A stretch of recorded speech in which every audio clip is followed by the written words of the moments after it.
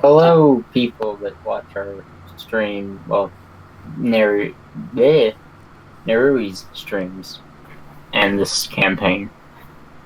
Everyone's had a decently not good day. Some more than others. But we're here to have fun and do stream and things.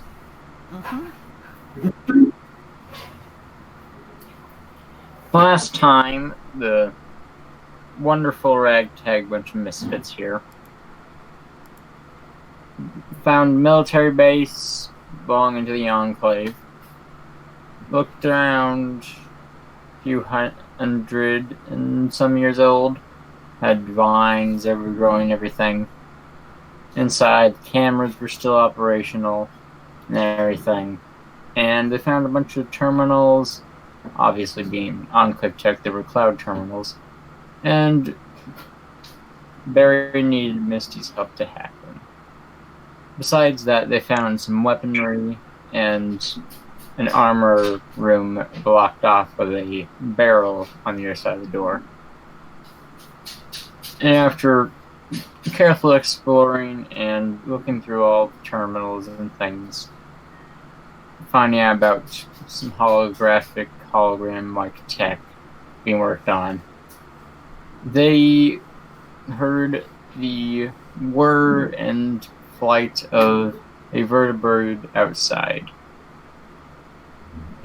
Going outside, they also saw another not hostile dot coming from the exact opposite direction of the 5 hostile dots in the vertebrate. I did say that they were hostile, right? No, I didn't. I said they were non-hostile, but yeah. Misty went and checked that out of stream. There was a crazy guy with a crown made of wood calling himself the Timber King, and upon leaving him out there on his way, she came back, told the party that he was after somebody that was on these islands and whatnot from the mainland, and that Timberwolves were with him. Taratot told the party that he was after him because past dramas where his parents were killed by said Timber King, and he's been on the run, trying to find a way to kill him. And currently where we left off is that Misty was trying to think of a way or something to try and negotiate with the Enclave or just talk to them in general, and has dressed herself up in a shiny Enclave outfit, as well as putting Soul, their tall, wingless, hornless alicorn, in a suit as well. And a hat. So, and a hat, yes. Would you say that I got everything there?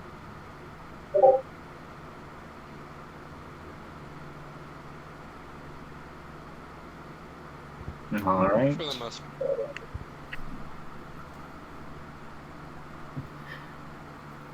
So,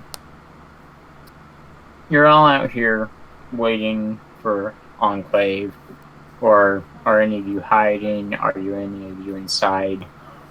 Where are you all at as they approach?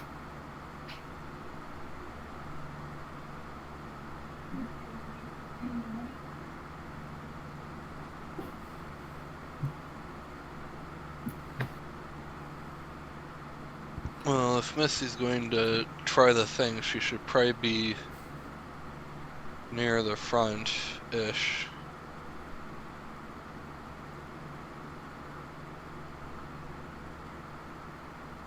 Because, like... Oh, good. Finally, reinforcements. I can put them to use. What was the most recent entry on the terminals again? Like, this place has been abandoned for decades, right?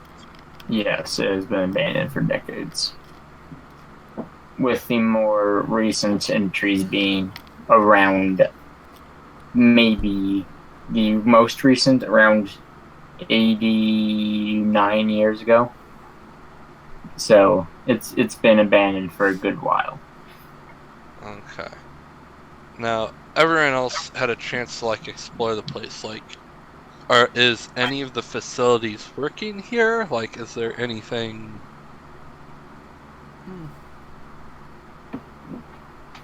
Like, what assets Cameras does work. this location have? Cameras work. Most of the things have been cleared out of here, items and like gear wise. Any defenses? Any automated defenses that we could take advantage of? Not that you can tell. You can see where there might have been turrets placed, but they've been taken and Kablooey. Not necessarily completely, just removed from the facility. Whenever whoever left here last left. The only other technology you have is maybe the hologram projecting things that you found in that one training-esque room. Oh, right. Does Barry still have the armor that makes her look naked underneath? Yes. Currently wearing it, yes.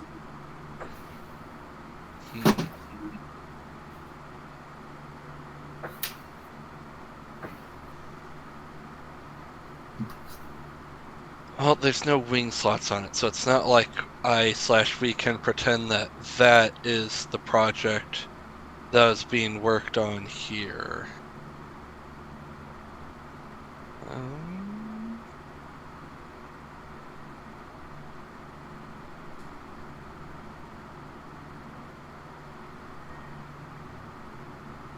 Yeah, I admit, my idea, I'm not sure what all I can really try to do with it. If there's nothing here, I have no excuse for why I am here and why I need to commandeer their unit. Unless I just try to play the I got, split up from the rest of my platoon, they've all split off or whatever. Like, I'm not sure I've got a good way to go about this. Well, there's the last survivor approach that you could use to paint this Timber King as a hostile target. No, there's not. Not to a Pegasus. What does a piddly little wood wolf on the ground do against a Pegasus? Nothing. When they show up out of nowhere and rip your throat out, it's quite a thing. Well, that's what you get for being on the ground, you bird brain. Well, the hellhound that usually leads them is a bit of a different story, but...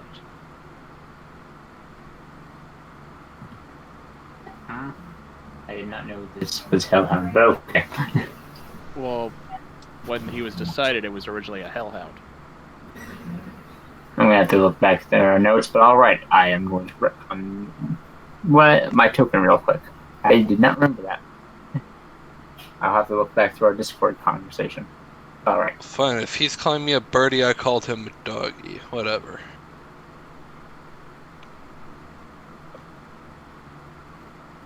And that makes it all the more reason, since the Enclave would obviously see a hellhound as an abomination that needs to be dealt with.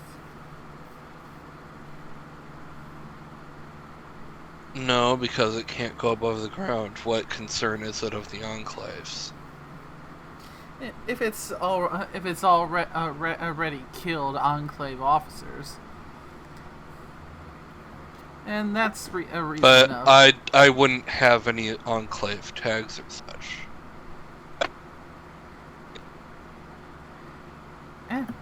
And for that, I got the answer.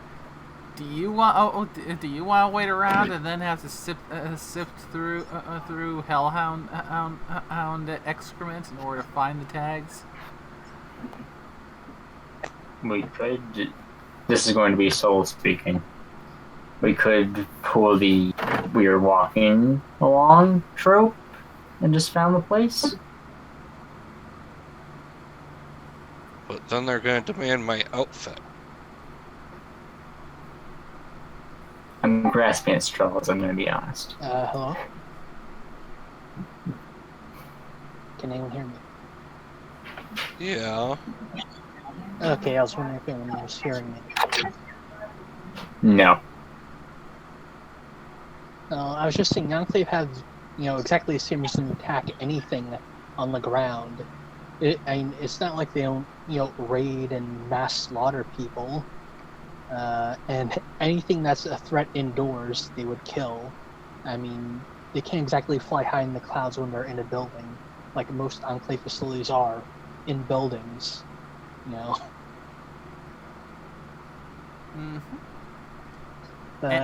And like inside a building, a hellhound is a pretty, and especially one that controls timberwolves, is a pretty damn dangerous threat. Not even considering the fact that even outside, you would consider any mutants and freaks target practice. Mm-hmm. That's basically what I've been trying to get at. And yeah, I'm just gonna take position by the open door near the car, just for. I mean, I want to know why you're so fixated on trying to get them to attack the Hellhound. So the Hellhound will stop chasing Tater Tot, so he'll be a little bit easier to deal with. Yeah, I don't care much myself. I was just making a point. Yeah, I'm taking cover by the open door. Alright. I just really want to kill them all. Yeah, considering that most of the Enclave are assholes, I can't blame you for that one. So, and I say, why not get some good use out of them and have them take down or at least gravely injure the Hellhound that's been chasing Tater Tot, so we can put the thing down, and again, so Tater Tot will be a bit more bearable. Well, I mean, I could always just leave if I'm not bearable. I didn't say you're unbearable. I'd just say make yes, it more please so. go. Okay, bye. Not until the jerk makes my wings.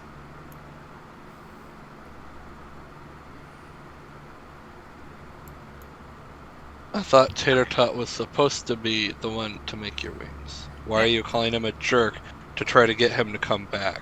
Do you not understand how diplomacy works at all? That much was, I should have mentioned, out of character.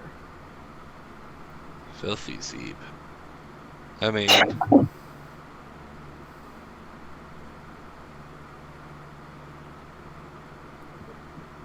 Well, Okay, should we just start this encounter? Because yeah, let's get this thing started because Yeah. talking amongst ourselves. yeah, we should probably institute like a 10 to 15 minute pre-planned fight rule or something. Because I've seen stuff like this take That's like half an kinda- hour to an hour. Yeah, that's a good idea, probably. And also add urgency. Yeah, I remember in some games when we take too long, the GM would just progress things and start making our talk in real time.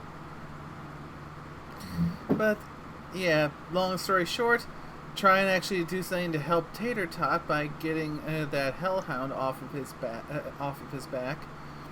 Yeah, but I think we're thinking a bit too far ahead, and odds are they probably won't even believe the uniform. So Potential strategy, but we'll take it one step at a time. Alright. So, as the vertibird approaches ever so gradually at vertibird speed, which is pretty fast, especially compared to your car, which moves at about a projectron per minute. It will eventually get close enough to where they would notice you. There's no outward attacks or preparation for attack on the vertibird as far as you can tell as they come down to land. And no changes on EFS so far? They are still not hostile towards you, Barry.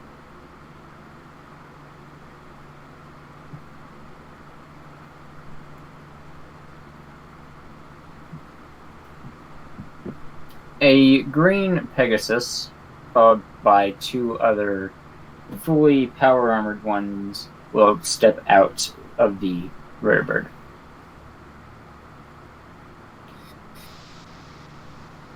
He'll take a second, eyeing you up, party and everything. Well, all the people outside.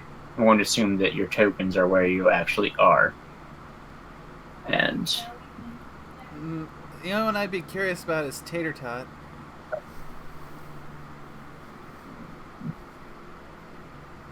I mean, you said you wanted him to go, so he left. That was not in character.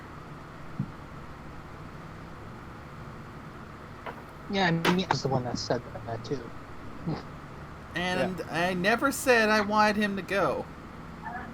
Who said I was talking about you saying you wanted him to go? Oh, misheard you then. It's not all about you, Barry. Yeah, just let him go and see what happens.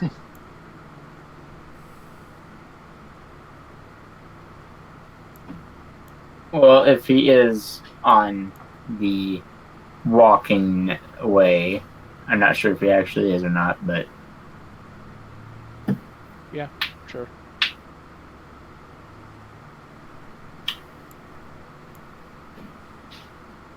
well, the green Pegasi, wearing suit along the lines of Colonel Autumn from Vault 3, something like that. Not the exact same thing, but along those lines. He'll eye you all up, eye up your Tectron-powered car.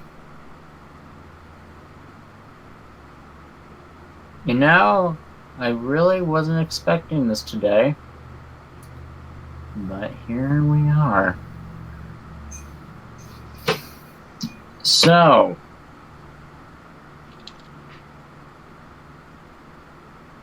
who are you? He'll say to the people outside.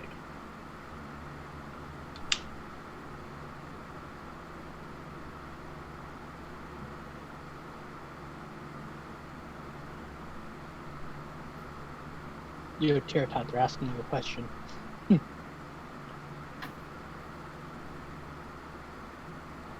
I was more directing towards Misty, but yes.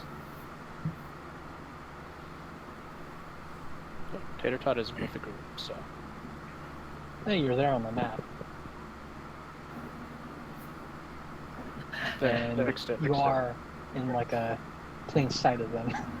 And they have EFS. This is also true. They would have noticed you walking away as they approached. So they will inquire about you later. But first they're asking Misty and whatnot outside.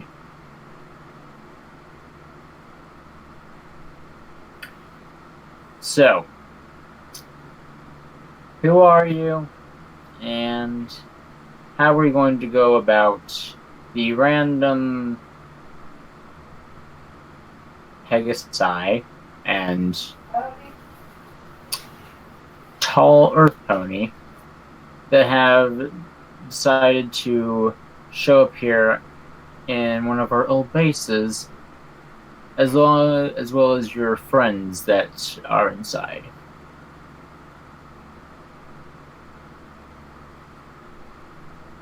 As in they're referencing Saul when they say tall Earth Pony. Yeah, because the suit would cover her wings where she doesn't have Why? any. If it's an Enclave suit, her wing doesn't stubs would naturally fit through them. That's fair.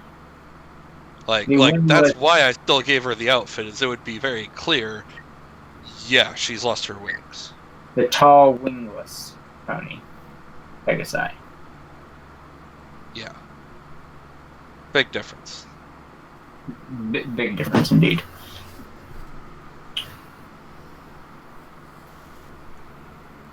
Her wings were lost in a fight against slavers. Scum of the land.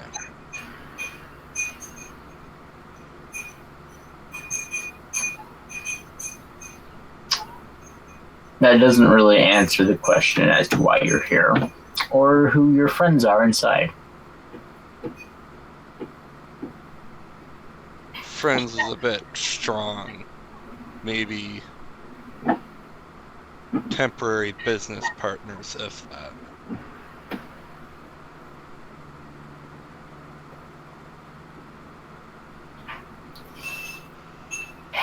I see we're going to keep things vague. All right.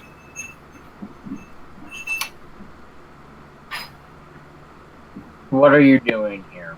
And what's your rank if you are part of the Enclave, as your outfit suggests?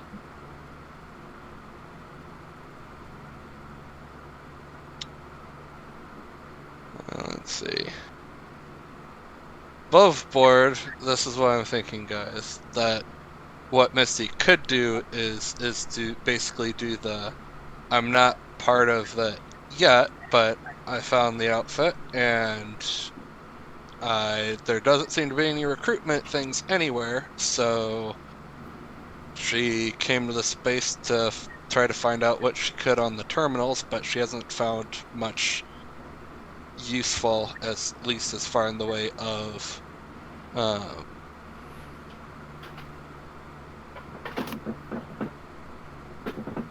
finding a way to try to join.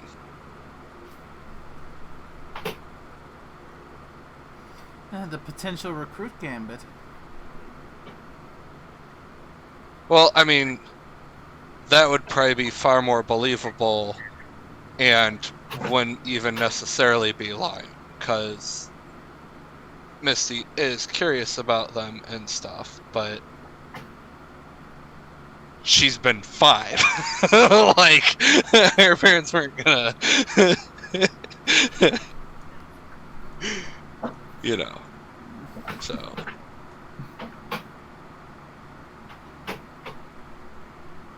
Also, she shouldn't need to have to say what she is. She clearly has rank insignia on her uniform. Well, can she actually point out what those ranks are? Because that's what he's getting at. Well, now here's the question. If her rank insignia is higher than this guy's, he's asked what the rank is, he could easily get demoted. Not really in this situation. No, he's playing a gambit here. He's suggesting that the individual with wings wearing an Enclave uniform is not Enclave. And fully eloquent princess hair. Yeah, this guy's at no risk just for asking what your rank is. It's not like, you're a stranger showing up in a military uniform. It doesn't matter what the rank is, they're going to confirm your identity.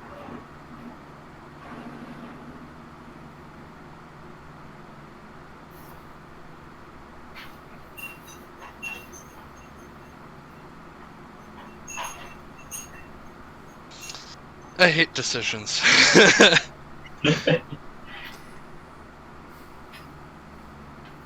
Yeah, I'd imagine. I'd imagine that's probably one of the reasons why the leadership role got dumped on Barry, because no one, because decisions are kind of sucky sometimes. Well, no, it's... I don't usually mind party decisions like that. It's stuff like this where I'm like, what do I want to do versus what does Misty want to do, etc. Ah.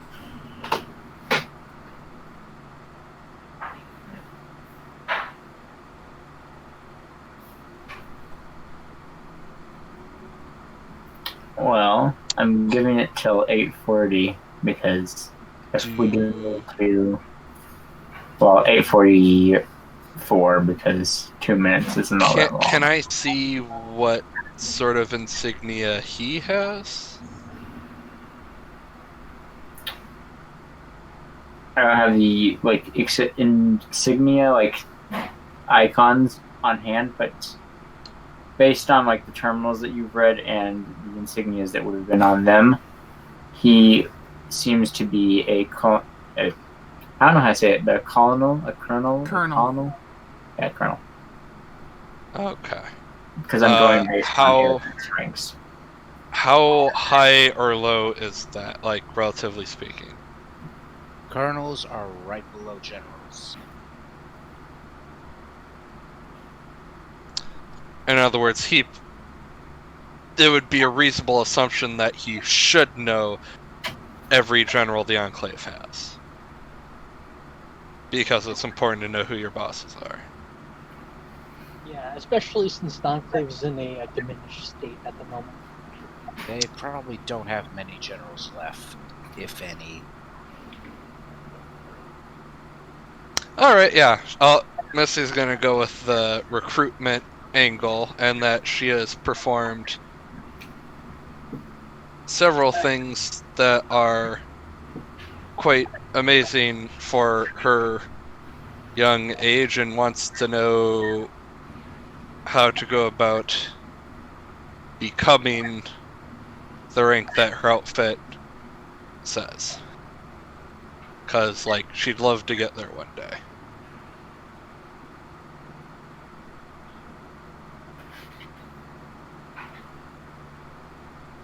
You want to know about how to join.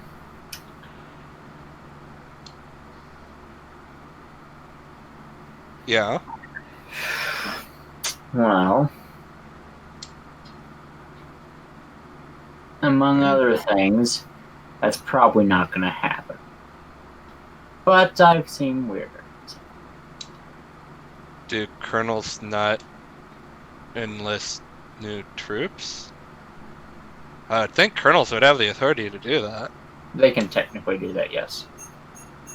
Well, no, she's saying the same character. Oh. Because you said that she came across that in the terminals, so therefore she's just going with the, well, okay, I thought colonels could do that,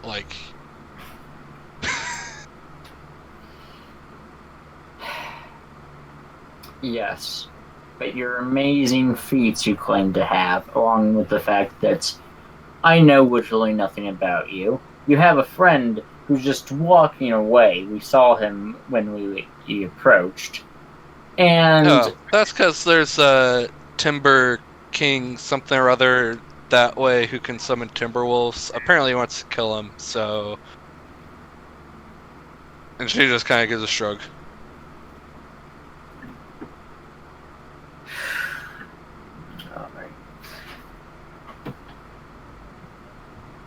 I want you... Hey, not my problem. Not trying to kill me. I'm going to just... come back to that later. What about the rest of your group? Your work associates? Because... why are they not out here? Plain and simple. Misty just kind of stares at him for a minute, looks up at the vertebrate that has weapons on it, the individuals inside, looks back to him, Yeah, and just kind of deadpans. You know, I haven't the foggiest. It's just, I don't know. Well, Maybe if it's the you're here fact that you guys are heavily armed or something. well, you're here to quote unquote join or find out how to join. You'd think whenever a vertibird with Enclave insignia rolls up that you might want to be outside to talk about it, like you are. I never said they wanted to join. They're just meat shields. Well, mostly meat shields. There's, well, the one walking away was the merchant. Soul here is my personal assistant. There's, Ghoul who does, shitting things. There's Mercenary I hired. He's looking to hunt down a slaver and hate slavers, so sure, why not? And then got a zebra medic. And, like, medic can't really fight and doesn't like fighting. And, you know, Griffin figured, well, you know, being a bird, probably a better idea to be inside in case you were hostile, because bird.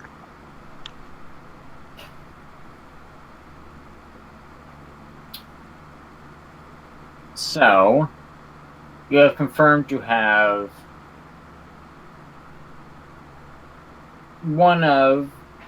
you have confirmed to have a zebra. So that's one check of things usually hostile against us. An irradiated Yeah, but they're a pacifier. pacifier. Yeah. Are you like 5 or something? No. You mispronounced the word pacifist.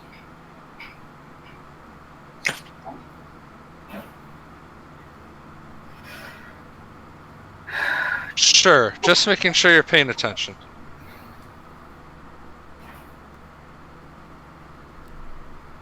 You have a zebra. You have mercenaries. That's not that big of a deal in the long term. And you also have an irradiated freak. Well, yeah, he's for driving the car all day since, you know, I can't stay up 24 hours a day, 7 days a week, as much as I would like to.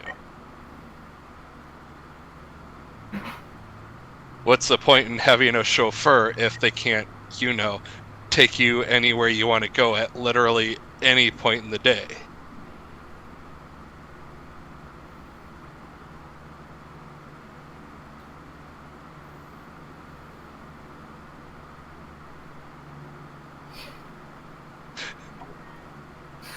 Above board. Kind of wishing I had thought of the word chauffeur like 5 minutes ago when I was first describing him. That probably would have been better.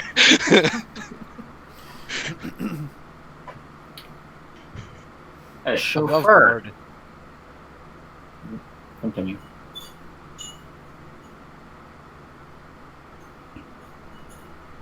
Yeah, I mean, you have them for your vertibird. You know, gets a full shrug like, I don't have one yet, so I'm having to make do.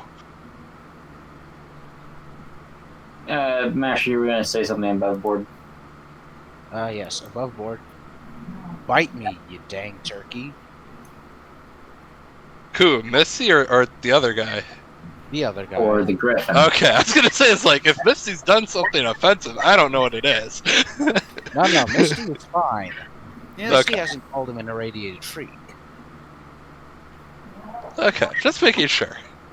Yeah, no. Yeah, and just for future reference, Pegasi are turkeys, Griffins are chickens. No, that's fair. That's fair. Yeah. Because you prefer one over the other. Or something. Alright. So he's your chauffeur. We have one, yes. He's also our mechanic. And like your zebra, is a pacifist for some ungod knows, uncelestian known reason. Because Probably because they're not skilled, and that's the easiest way they have to not show it, she says with a sage nod.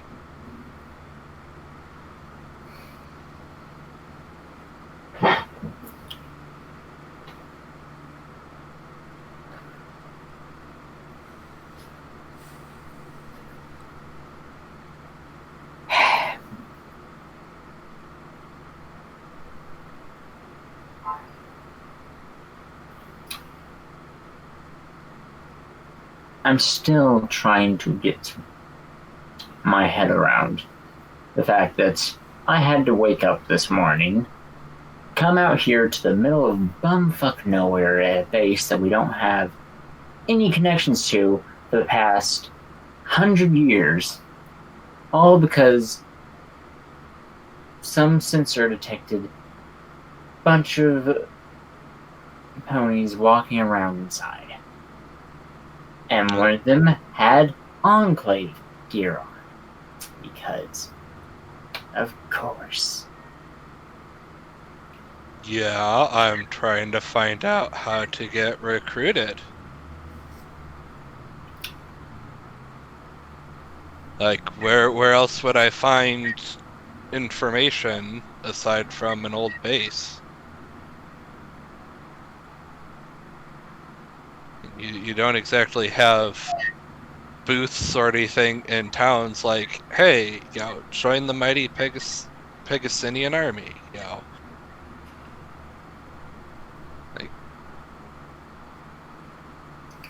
Another thing, you were, I'd say, the first random wasteland. You're not the first random wastelander that's decided, hey, I'm gonna go try and join the Enclave. But at least most of them acknowledge that it's probably a good idea to try and fly up to the clouds. Well, at least before we were shut down out of the clouds, but that's a different story.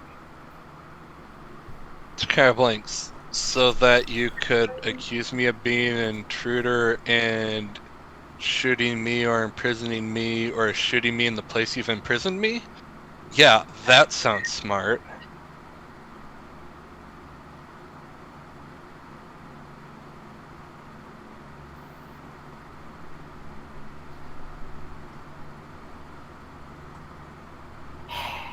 That, and there's absolutely no way that hasn't been tried before, and just like seeing vast swaths of clouds with no buildings or anything in view, that definitely wouldn't have happened.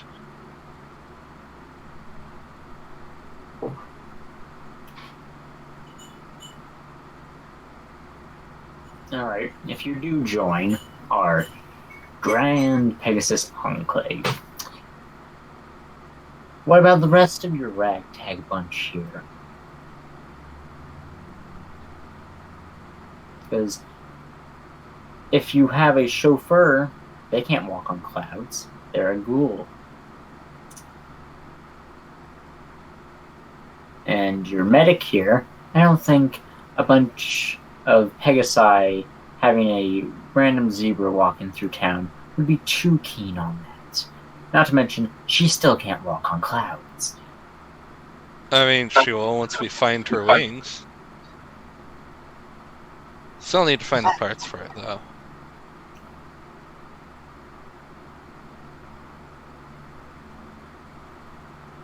You have a medic planning on implementing cybernetic wings on herself. Well, yeah, how else are you going to get to the injured more quickly? See, she's at least intelligent enough to know, hey, I'm not good enough like this. I need to make myself better. I may get me wings. You can't fault her intelligence. I'll She's say still our zero. DM is being incredibly patient. Yeah, this, Sorry, what this was that? guy is in this Pegasi has face moved about twice now and squinted a good few times, trying to comprehend your logic. It's not Missy's fault he's stupid. You keep giving us PPs that are being incredibly patient with the group. Well, to be fair, GM is trying to make NPCs that aren't like immediately, oh hey, I'm a dick, please kill me, because that's been all of his NPCs this entire campaign. So like he's trying not, I imagine. As long as I've been here, it seems like he's been, giving us people that should have shot our characters like a dozen times over for the shit they're pulling. Why? He's asking questions, I'm answering them. Badly and unbelievably. He's getting to the point where he is going to shoot you pretty soon if you don't own it. Good, then I can show off my sword stabbing skills and take his uniform. Not to mention the 2 power armored ponies are currently at the ready. They're just waiting for the word. They're not hostile yet because they haven't been told to be hostile, but... That's alright, give it time. Since, he's the one who seems to be determined to make this antagonistic, okay? Missy's just answering his questions and going, hey, I'm not stupid. Just tell me how to sign up already, sheesh.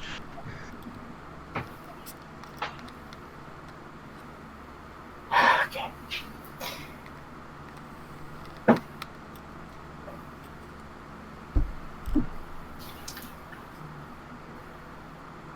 As a note for people watching the stream, do not pull this with your GMs.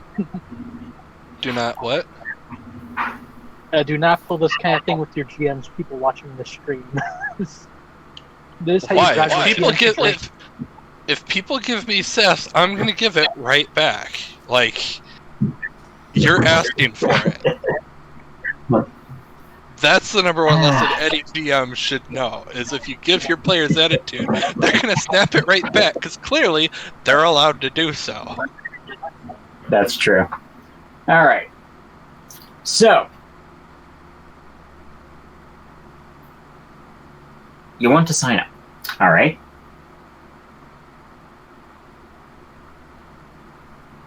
I want to first talk to your group here.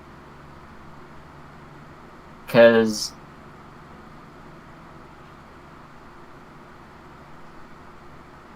yeah, it's kind of hard to get the full picture whenever half of you are not outside and talking. I mean, I wouldn't think you'd want to speak with them, but okay.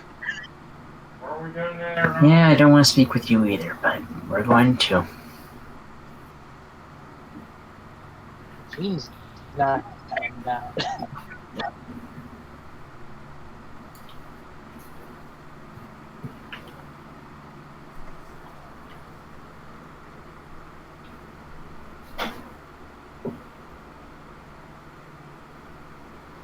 I think I need... We can hear you. Oh.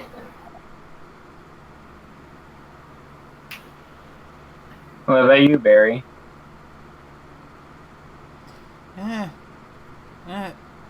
If Misty calls for us to come out, Barry will come out too. He wanted to come in. Oh, he wanted to come in. No, Apparently. I mean, if he wants to have himself be surrounded, Messy's not going to complain. No, he asked. I thought he asked the group to come out. He did. Yes, I mean, it's not like the group inside can't hear what we're saying. At least I would think not. They can hear what you're saying. They are just on the other side of the wall. Well, Yeah, that's what I mean. So it's like, it's not up to Misty. They can hear, they can make their own decisions. Also, could you right-click on Mr. Fluffy and then select to back? Where is Mr. Fluffy at? There he is. Two back. There we go. And then if you could select Misty and have her go to front, that would be ideal. Alright, there you go. We're done. Yay.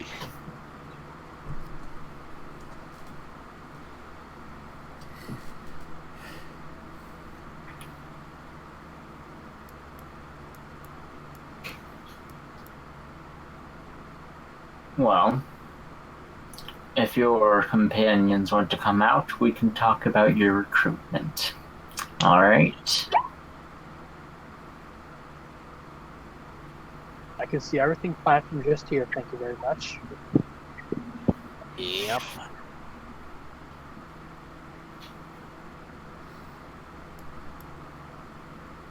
Thanks, voices on the inside of the building.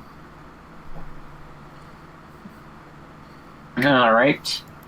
Well, we're entering a stalemate, it seems.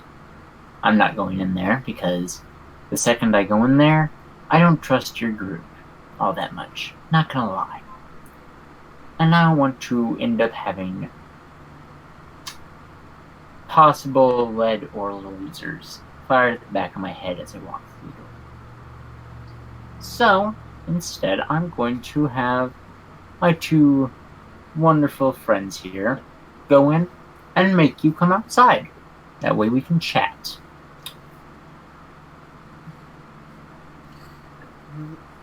I think that's our cue. There's no reason that this has to become uncivil.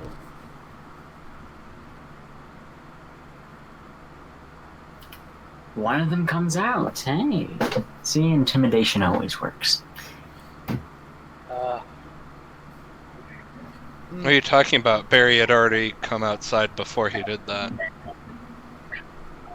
Ah, well, the token didn't move until just now. It's been there for Nah, a while. it moved there like 2-3 minutes ago. Well, I didn't Abject, notice do it. you guys mind if I shoot now? Because that kind of seems like the cue.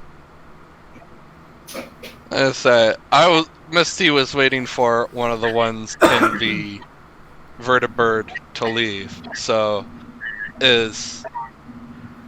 just to make sure, is this their accurate, like, grouping, whatever you want to call it? This guy is inside vertibird. I just can't fit a vertibird on the map right now because it's a very big map and the building takes up most of it. Okay, so just He's to make inside sure, the vertibird. power armor guy, colonel. Wait, is that the colonel or is that the colonel? Or Colonel right here. okay, so that's Power armor guy on either side, and then a guy inside the vertibird. Over here. Is the guy in the vertibird in power armor or no? No, he's just in a jumpsuit. Okay. Give me a second. Oh dear. Okay. So I could. Oh wait, each thing is 15 feet? What? I think that might I can understand if each thing was 10 feet. 15? I have it different for this map. Wait, or let me look at settings. I mean, honestly, it works to my benefit if it's 10 feet instead of 5, but... Instead, if it's 15 instead of 10, I think is what you meant to say, but yeah. Well, usually maps are 5 feet a square, and I'm seeing that's 15 feet a square, and it's like, oh. Yeah, because I wanted this building to be big, but at the same time, your tokens like take up an entire hallway usually on this map.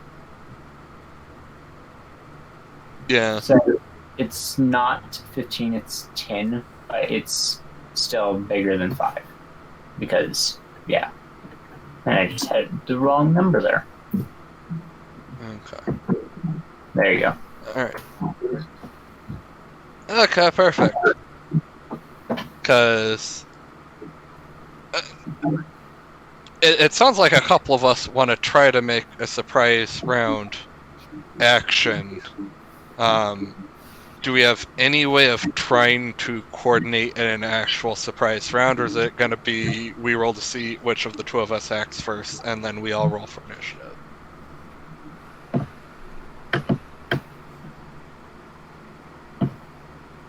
Well,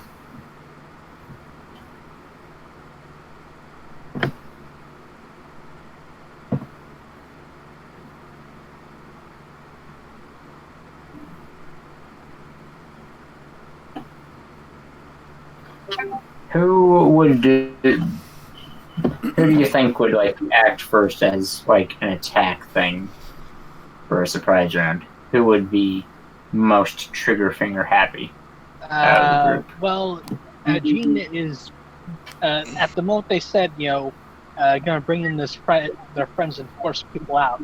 That's what Gene's gonna take as a cue to start shooting.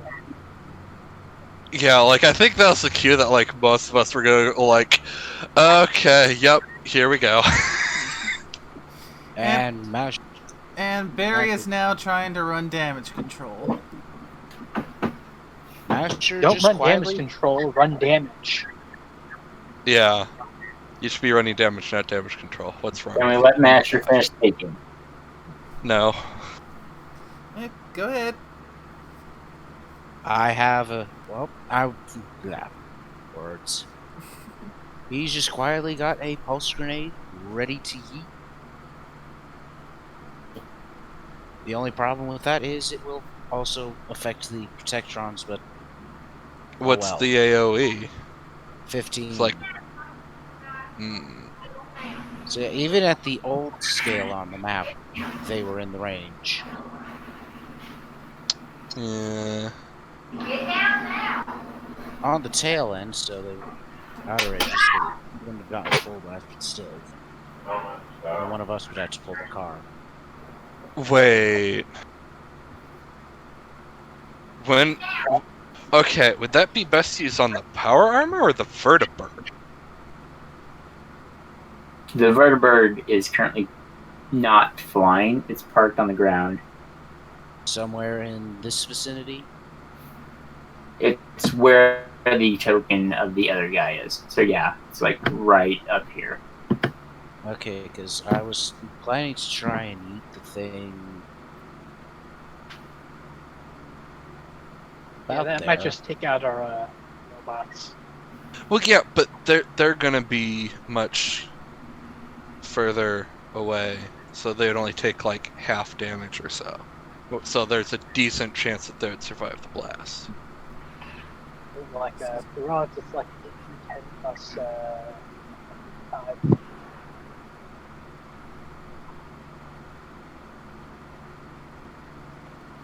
If Well. it's half, I'll probably survive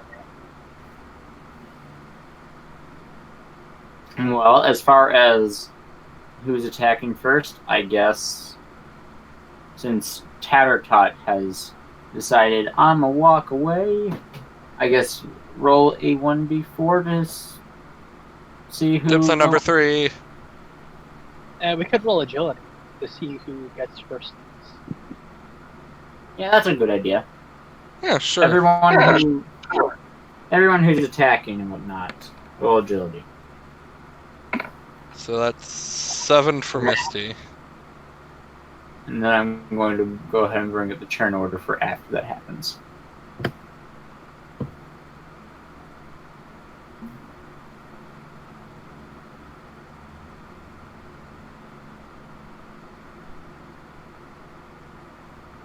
The Merc. How is agility 13? Hi, I'm an natural-born alicorn with traits and perks. They are broken, trust me. If you know how to do an Astral or an Alicorn right, they can get broken. I mean, there's a reason one of their traits is called Mary Sue. Which Missy has taken, yes. I'm sorry, I cannot hear that phrase in regards to an alicorn and not have my mind immediately go back to Mad Munchkin. We just rolled 666. Yeah, but I've Out got of 7 nowhere. degrees of success. Out of nowhere, No, I Cerberus mean just, we each rolled 666 total. out of nowhere, Cerberus comes to attack you. No, that'd be Diablo. Tater Tot. No. Something happens with Tater Tot because he's the one with random. Alright. I I'll mean- think of something like that. But no. Pentagram opens up. Nothing happened. I mean, I'm fine with degrees of success being the tiebreakers. That, or we all just act simultaneously. Or that. That And would above board, kind there- of... Sorry. Yeah, I mean- go on. Above board, there was a demon or something summoning in the other game I'm in. Maybe this is the chickens coming home to roost. No. Oh, Yes, go with degrees of success, because if everyone acted at once, that would be hectic mess, and yeah. Well, I mean, it would only be for the surprise round, and then we would all roll for initiative.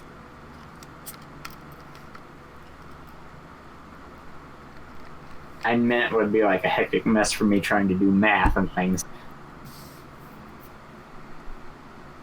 Okay, well, this is gonna be centered on El Capitan, and it does have a reach of 10 feet.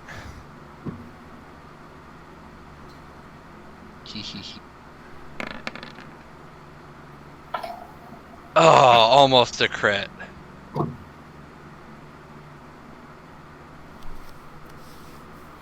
$79 worth of cold.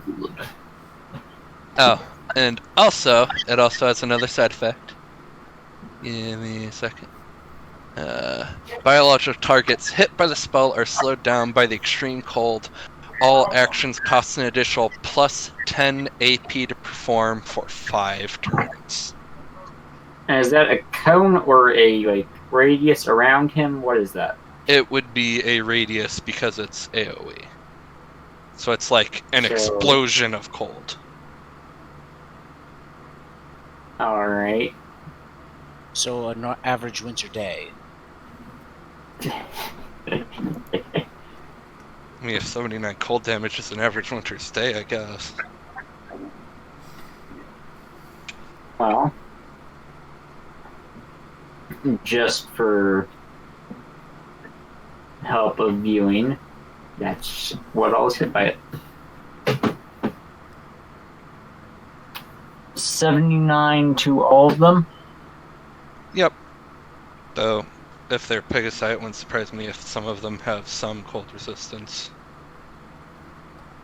I know that there's perks for that, and for electric resistance. So, not my best matchup, but I mean, still good damage, so...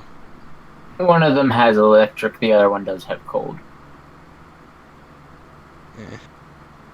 Still, it's my best / easiest way around the fact that power armor has like DT and DR. I'd rather go against cold resistance than DT and DR together. Alright, so let me do math.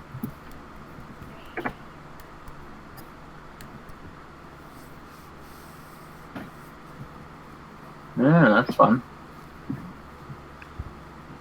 Who's next on the surprise attack thing? It'd be Jean then, I think.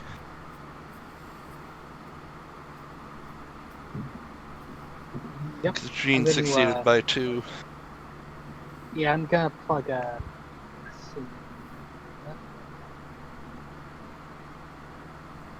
The one on the right of General dude, the colonel. So the one higher up. The Shots. blue-haired one. The token's blue-haired, but Yep.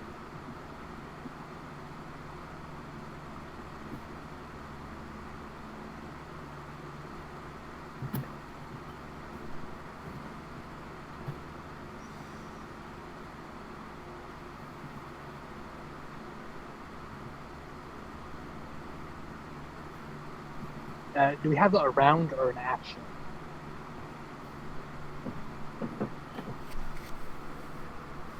I just want to know if I can only take one shot, or you can only take. I think surprise rounds are like. My thought was one- a single action because Yeah, I it's think like it's a single action. all right. Just want to make sure.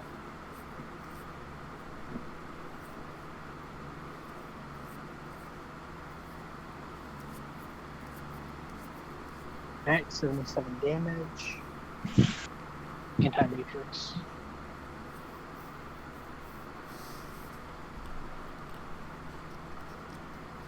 And What does anti-matrix do? basically just does extra damage to you already added in. Just letting you know. Alright. excuse me, sorry. And Masher goes last for this surprise round.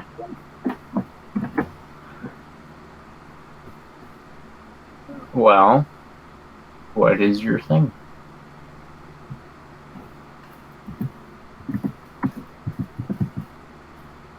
Well, he's going to throw it right at the colonel because the two power armored ones are right next to them.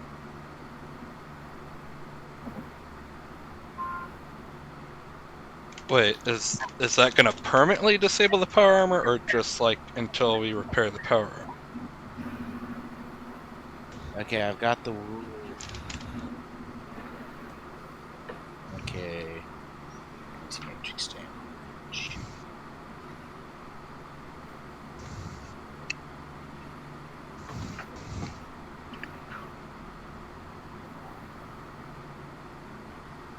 Is that just 38 additional to the power armor or to the pony inside the power armor as well?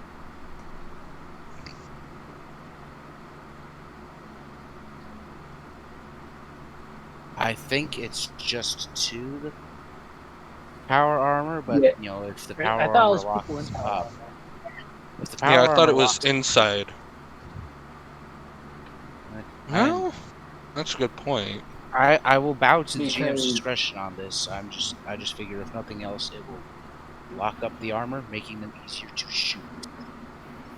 Because that just doesn't make sense if it was to like hurt the person inside. I mean, it makes a little bit of sense, but not too much. I mean, if they're I mean, inside have you power, never they been probably- electrocuted before? That's I mean, also fair. have you never handled an electric fence before? I have never. You should do it sometime. Never it's have fun. I ever. I'm not the only one who was thinking that whole never have I ever thing. Great minds think alike? Yeah.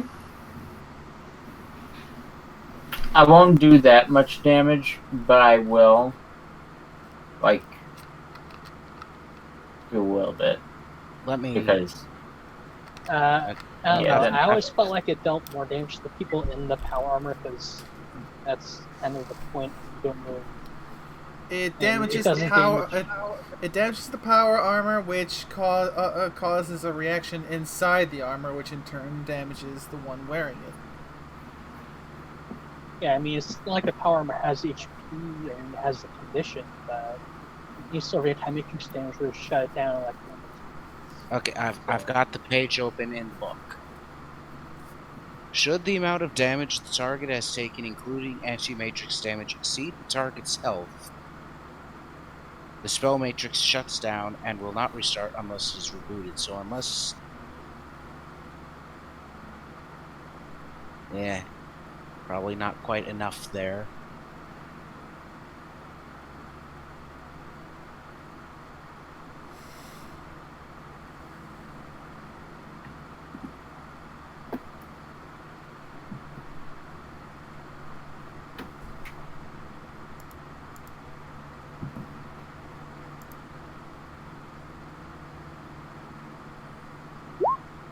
I mean, I think it's That's math.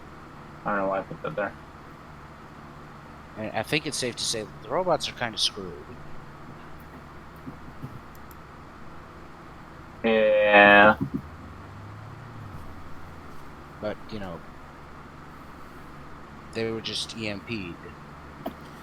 They'll be Could able to be always- restored. Yeah, I was gonna say you could also just aim the grenade so blast radius isn't centered on the actual enclave, but make sure you still get counter blast radius. Well, I'm trying to make sure that the enclavers get the full blast. Because every Yeah. 15 feet out, they take 25% less damage. I mean, yes. And I'm trying to see what this guy takes now. So it's 12 plus 38 additional to the power armor and cybernetics.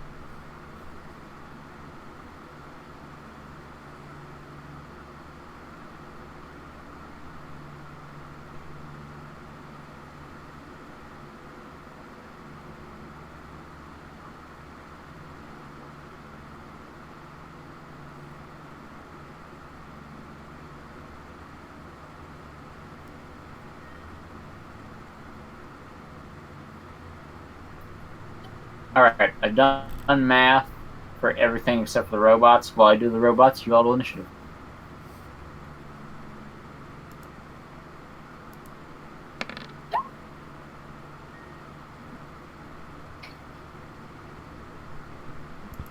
Hopefully, they're all like WTF barbecue sauce.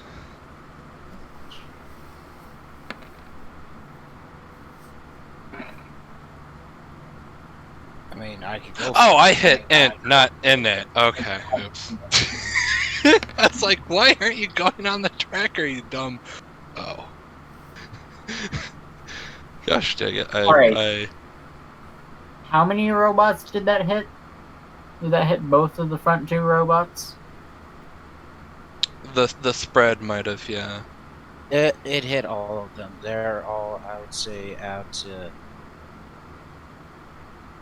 They have lost more than half of their health by a good bit. That's okay, we'll repair them later. Well, I mean, they're all at least one AOE out. Like the one closest to them is one AOE out, so 75% damage to that one. 50% to the one below, and the other one as well. Alright, so the back one's doing a little bit better than the other ones. But he's still not heavy duty da. And the car I- also got damaged because it's a car powered in this universe. And at the same time, it wasn't running. Yep, and also the allies who are also standing outside in the blast range. Well, I mean, it did 12 damage. 38 Less than that. 38 additional power armor and cybernetics. yeah, Barry had a fun. Well, sucks for you. I mean, would you rather I've thrown a plasma? And sure. What's their radius? Also Would an 15 feet. EMP, would an Yeah, great. EMP work on? This probably isn't a rule in the system, and I probably won't implement it. I'm just having a tangent of thought. If an actual pit buck would be hit with an EMP, it would probably fuck up everything inside of that. Probably, at least moderately. So sats would. It would Yeah. shut it down most likely and have to be repaired. I'm not Depending gonna- on I'm the not gonna- hitbox, some of them are crazy durable. I'm probably not slightly going to more- implement that because On a slightly more serious note, Barry is 1 AoE out from the thing, so 75% damage only. Okay, so that's 50 times 0.75. Plug it into the damage taken calculator.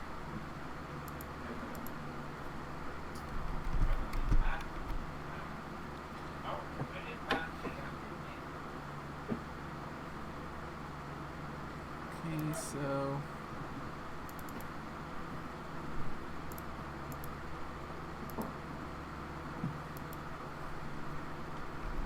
Above board, I'm sorry, it seemed like the best of my option.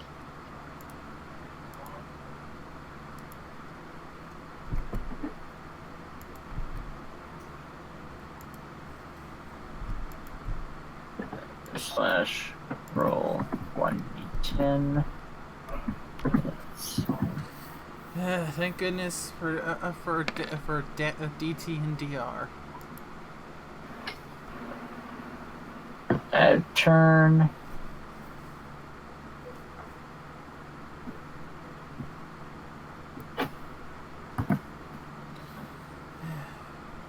On to the next dude.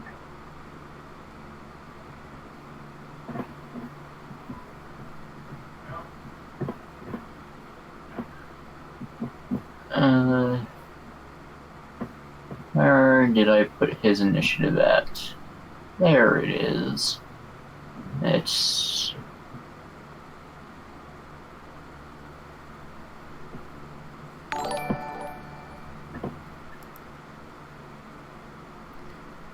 Oh, and I just got a new follower, a Rotkivitor. Thank you for the follow, Rot. Sorry if I can't exactly pronounce your name all that well. Rotkivitvork? welcome to the mispronunciation stream.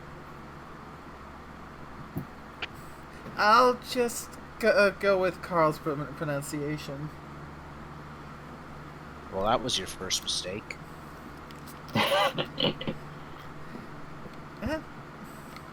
Hey, I probably Mistakes have been made. you probably do better than I do, honey. And there was your second mistake. What?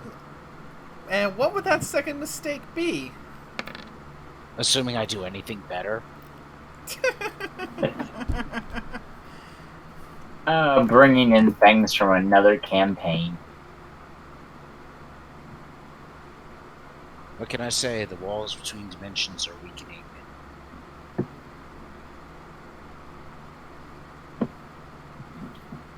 Alright. Enclave have good agility and are going to be going for everyone else. Because fun.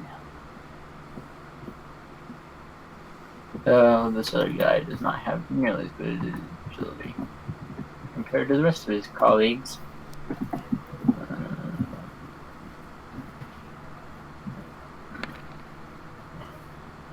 That's not what I wanted to do, but alright, thanks, game.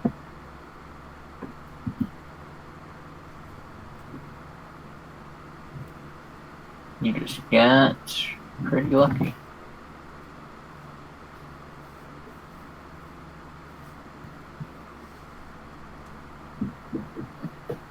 So,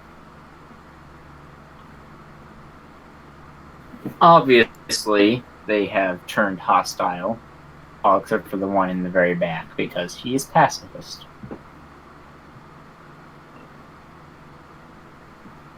I mean, if they stay out of it, I'm perfectly willing to leave them alone.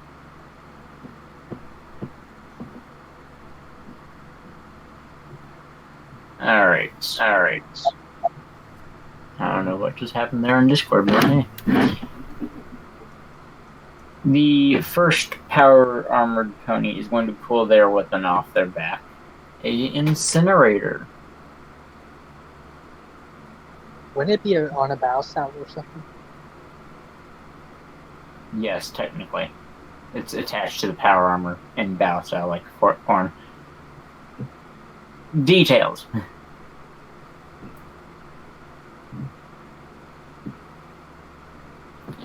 What all can they do? That's alright.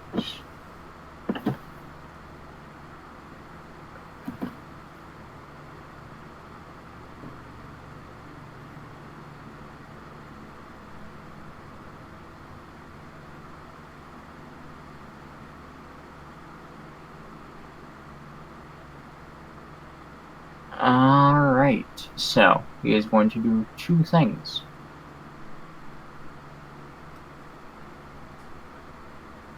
He is going to make a attack, and he's going to fly up into the air while doing so. So that attack is on the fun, amazing person known as Barry. Because she is closest besides the tall, wingless unicorn. I mean, I guess known as Soul.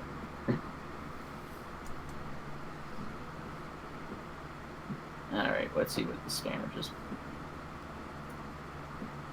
Let's roll 1v100. See how they did. Ooh, Jesus Christ. Crit fail, I'm That's- assuming?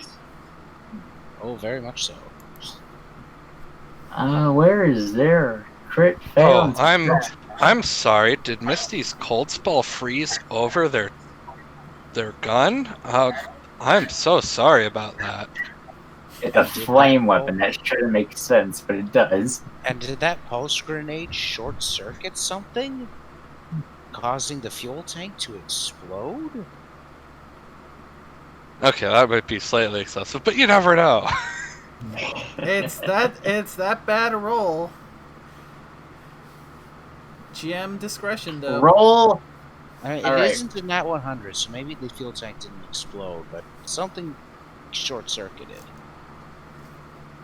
Alright, here's what I'm gonna do. Masher and Misty, because you both have contributed to this weapon probably not working. I want you both to roll a luck. And depending on how good this roll is, like if one of you gets a crit, then it explodes. That's not good enough for what I'm looking for. What about you, Masher?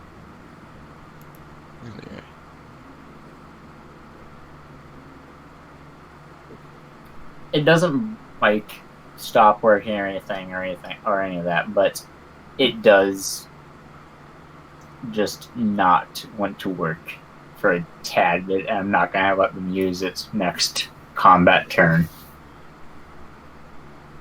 It has effectively jammed. It's a pretty bad jam as well. So, that took how much AP? Ah, that's how much.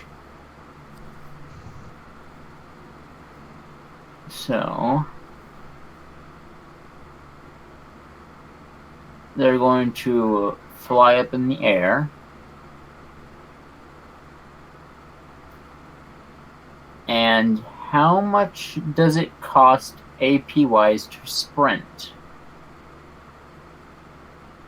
15 for each movement action and 15 to stop without, running into something. Alright. Unless you plan on continuing to sprint at the start of your next turn. Well, that's what they're going to be doing. So they're running away, eh? No, they're doing something much worse.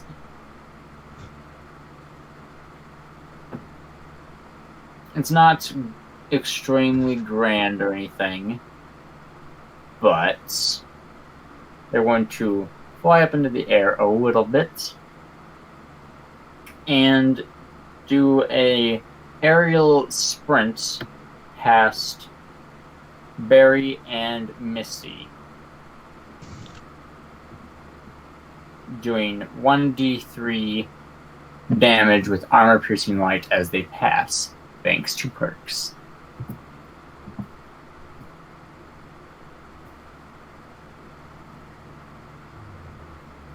I made 3d10, not 1d3. I don't know what I'm talking about. I was about to say, okay, yeah, my DT handles that. My brain was not working. It has armor-piercing light. So, that's for Barry. Armor piercing light means it ignores the first 5 armor DT. Oh gee, if only I knew what it's like to have armor DT. Oh wait, that's right. So it ignores 5 DT. So basically, for calculation purposes, just add 5 onto it to compensate. Yep, 14 for Barry and 13 for Misty without the added DT ignoring. No. Okay. Even Misty takes no damage. No damage for Barry either.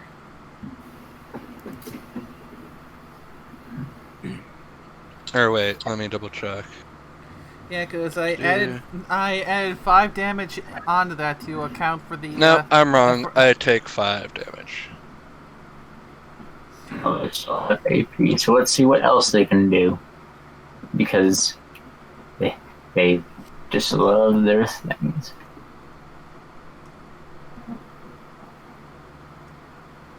I suppose I should technically have that, technically. Hey, what happened to Mr. Fluffy? Well, it's still on there as far as I know. Mr. Fluffy is under the car. Oh, that makes sense. Okay. Yeah, you can just because set to back. Yeah. Okay.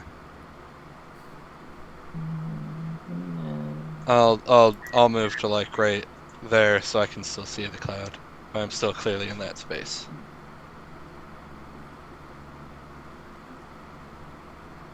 All right. Let's see.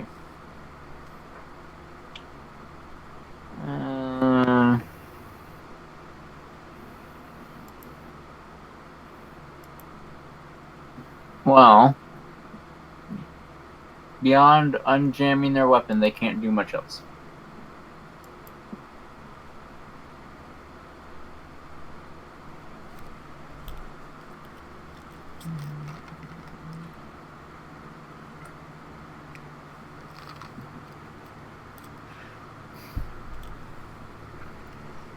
But I do need to put some text in here for quick reference. Let's do.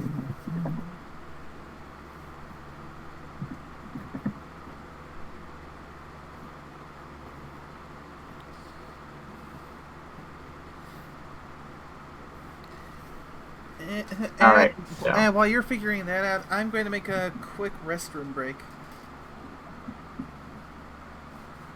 Alright. Alright. Be right back. So,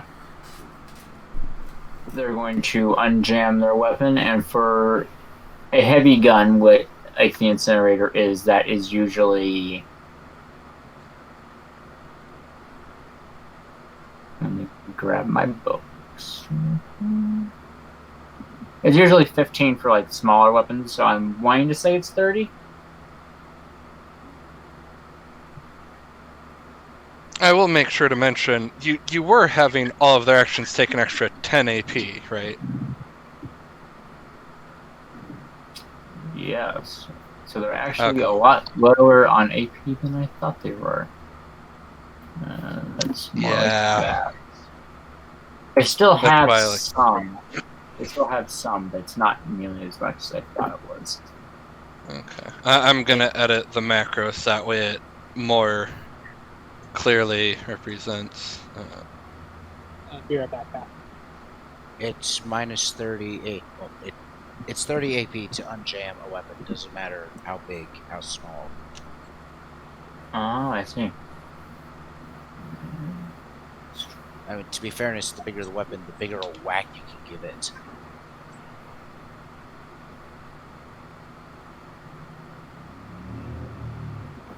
And have you tried whacking a jammed Colibri? It's pretty dang hard.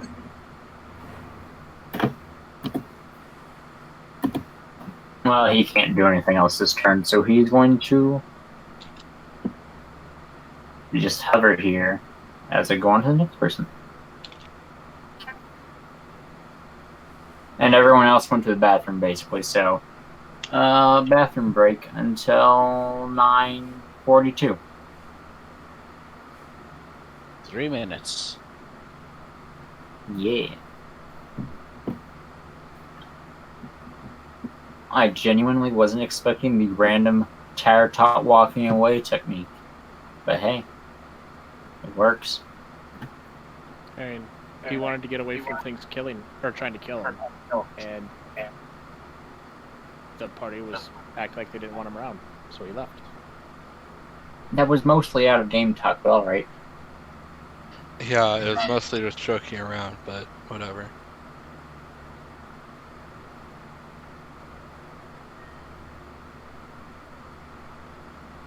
Alright, escaping the Timberwolves that are hunting for you. Perfectly fair.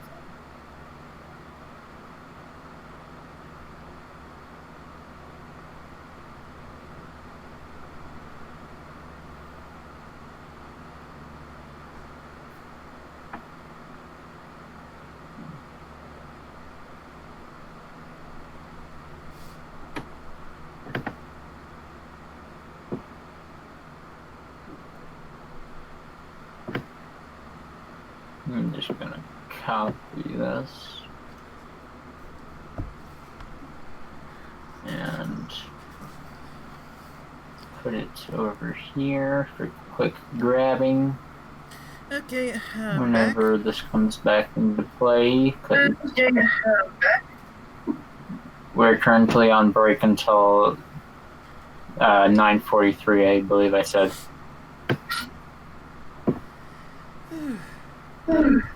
Because bathroom breaks.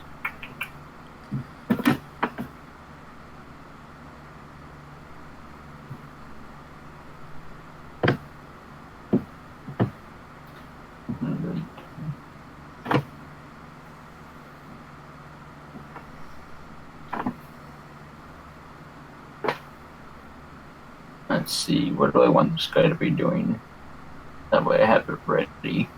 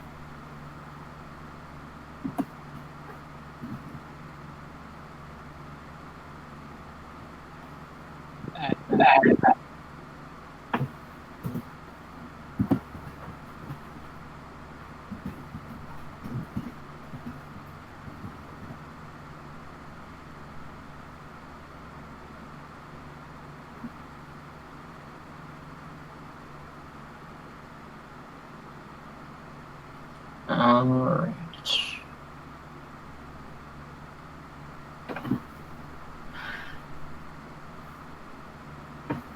I'm just gonna go ahead and get that roll ready for whenever things start back up, because they should start right now. Is everyone here? Present. Presenta. I don't know Yeah, who President is, Right. but I am here. yeah, hard. Alright, I'm going to actually label this person that's flying, because I'm going to also send another guy into flying, because he's also going into orbit. You guys Not don't really. think this is gonna hurt my chance of getting recruited, do you? Because, like, No, this is I'm- like an audition of what I'm capable of, right? Well, they'll either let you in or they'll blackball you. Just They'll gonna, give me a bounty ball? Okay. just gonna move him that way I can put Not his exactly, no. thing there. Alright. Roll 20 map, could you, like, not move around crazily? Thank you.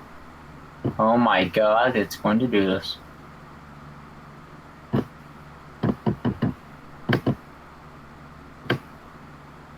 Alright, there we go.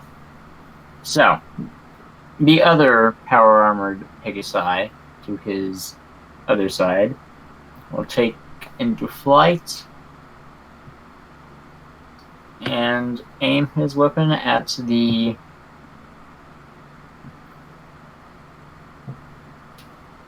Alicorn dressed in Enclave gear.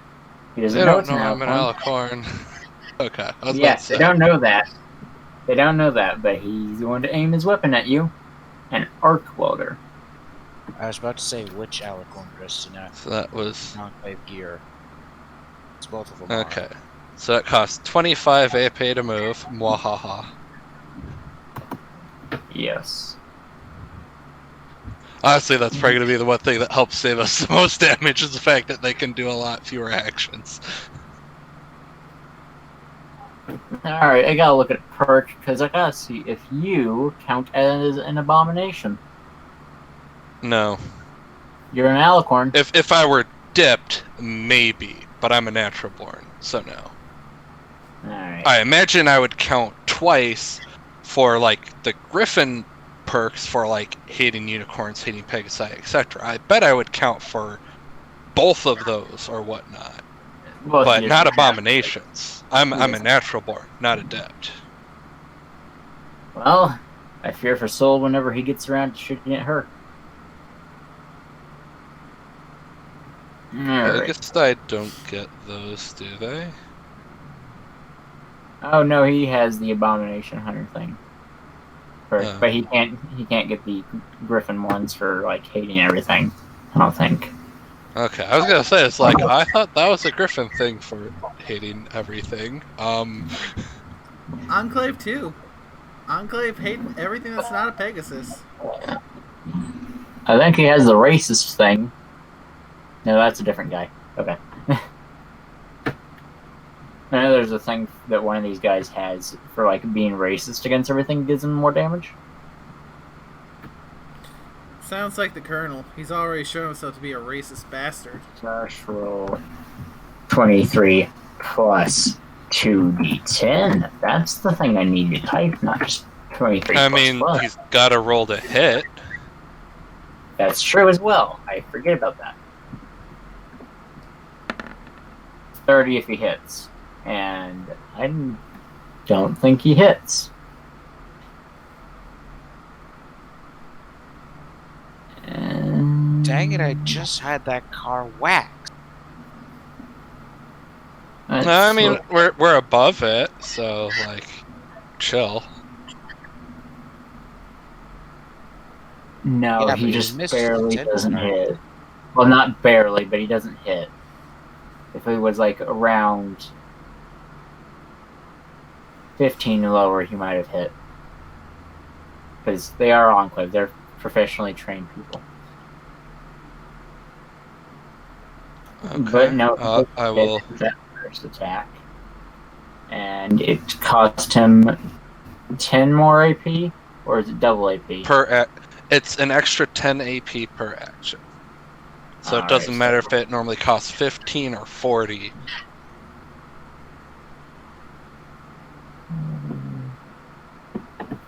Alright, he can attack one more time then. Okay. And so He will did. get a 93. Let's see if you're right about that. That'd be amazing if it was, but it's literally a 1% chance. That hits. Okay. We taking the 30, or do you want to roll it fresh for that? I'm going to go further for that. Okay. I gotta find his token and make sure I have the right things deducted from him. Alright, so damage wise, he does the things. Finish roll 23 plus 2d10.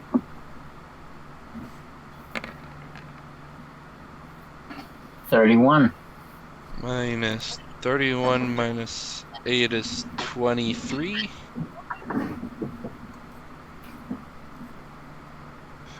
Okay, so the shield takes 12 and I take 11.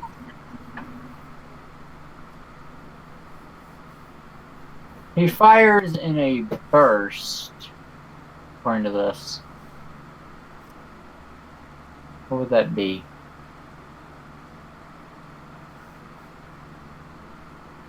I need to look at burst weapons.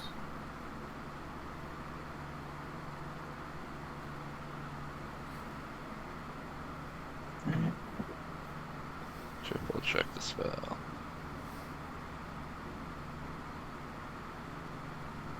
Oh. So as far as burst like weapons go, what is there things again? I need to look at my rolls. No, I never bothered with them, to be honest.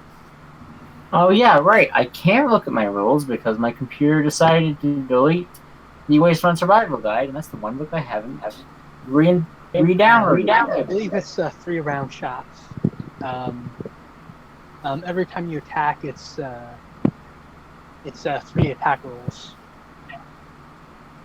Okay, that makes sense. That is correct. Yeah.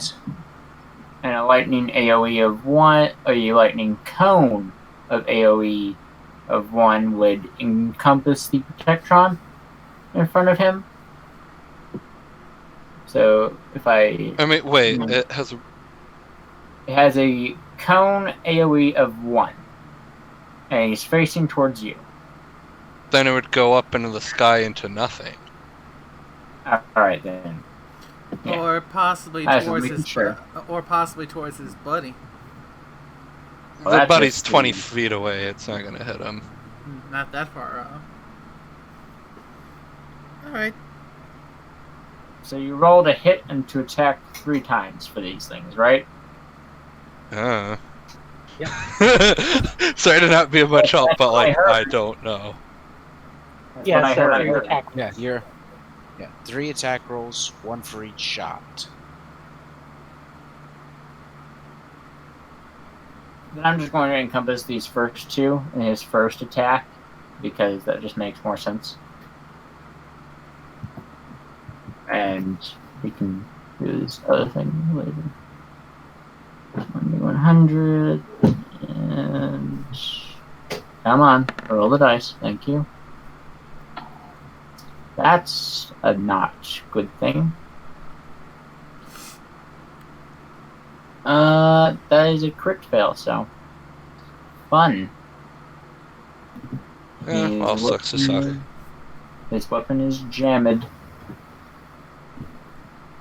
Cackle, cackle, cackle. My plan is going wonderfully. My evil scheme. It's coming together.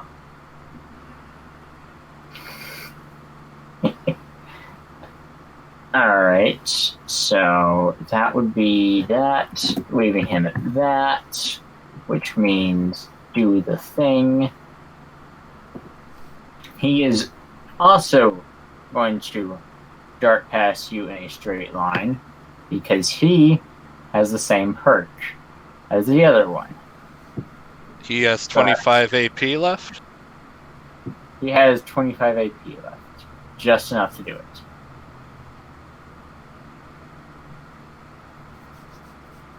Because these three here were from one attack because he didn't realize how burst weapons were.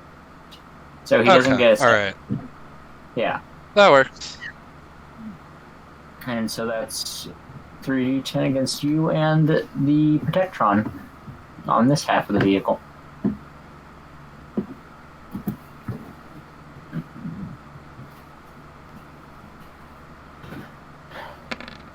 That's against you, Misty. Roll 3d10. That's against the Protectron. Wait, And I but would Tectron roll- is on the ground. How's he hitting both of us when we're 20 feet apart? That's right, I forgot. Never mind, ignore that second one. Okay.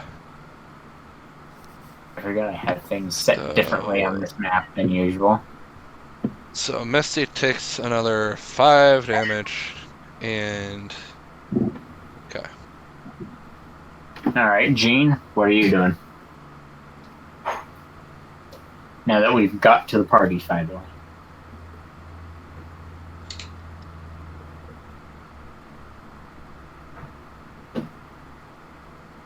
You guys can take care of the general, right?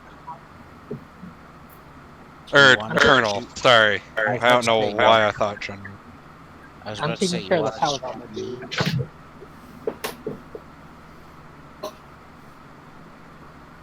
Well, Gene, if you're taking care of power armor dudes, well, do your turn. Yeah, it's got a little back and it got disconnected from this one.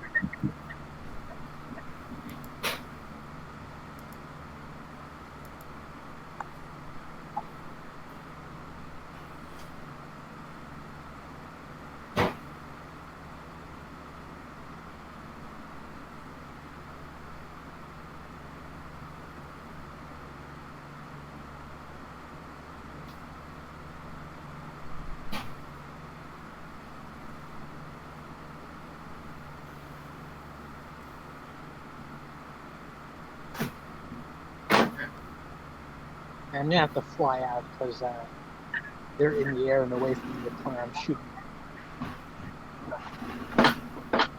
And so I'm gonna leave. Let's see, where's Pew pew. Pew, pew, pew. Pew pew pew pew pew. yeah, I'm just gonna ignore the colonel and focus on the flying.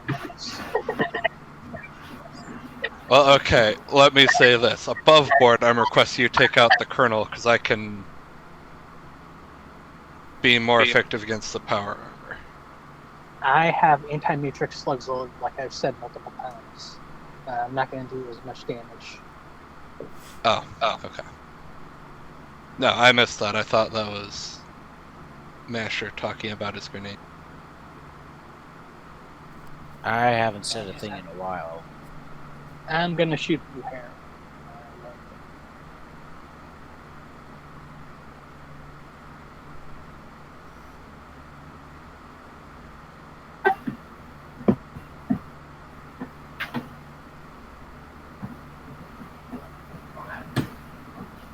Shooting the top on the car. 2 shots.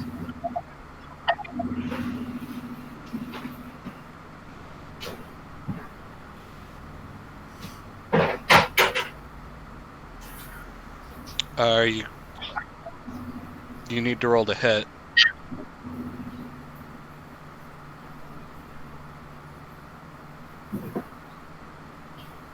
That was a drip on my part. Accidentally just clicked shotgun instead of firearms.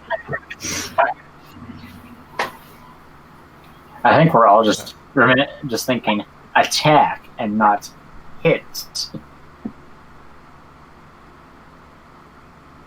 I mean, it worked. Yeah, it did work. Yeah. Is that on this one?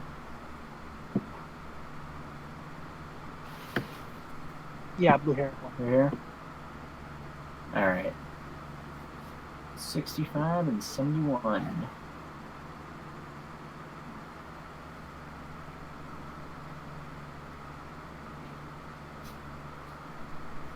Let's see what that is after DT.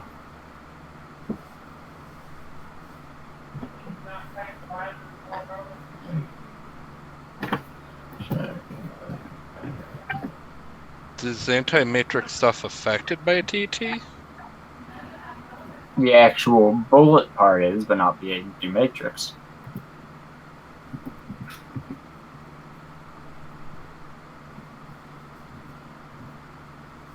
Now, depending on how much of that damage is from the anti-matrix, then these guys could be in a whole lot much more trouble.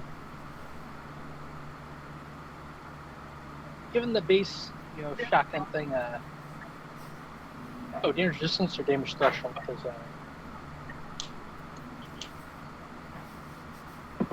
his DR for this dude is 5%.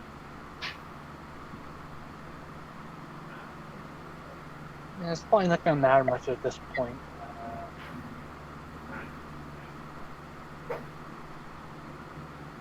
I'll just work on Agnes separately for the next turn.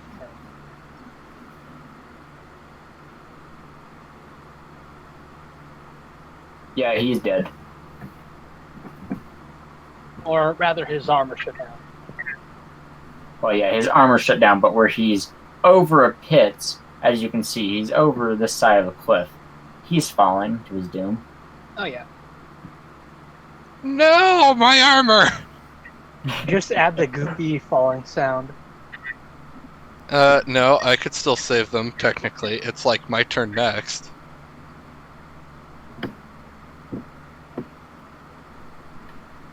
Alright. And we can always retrieve the anything body. else, Dean? And there's another one. They're That'll be my basically turn. being dropped into... That'll be your turn. They're basically falling into forested cliffside area. I mean, it smooths out, and you can go down there pretty easily, because it just, is the bottom, and you can, walk up the slopes. That Yeah, my main concern is how much that falling damage might screw up that armor big time. Yeah. But, I no longer need this EMP square thingy here, so I'm going to go ahead and remove that. so, what's Colonel doing? That's what I'm figuring out. So we are totally wrecking his face.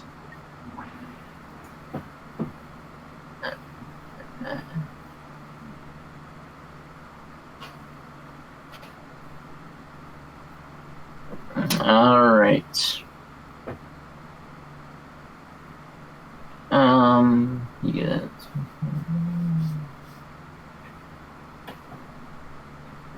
Gotta figure out all this damage.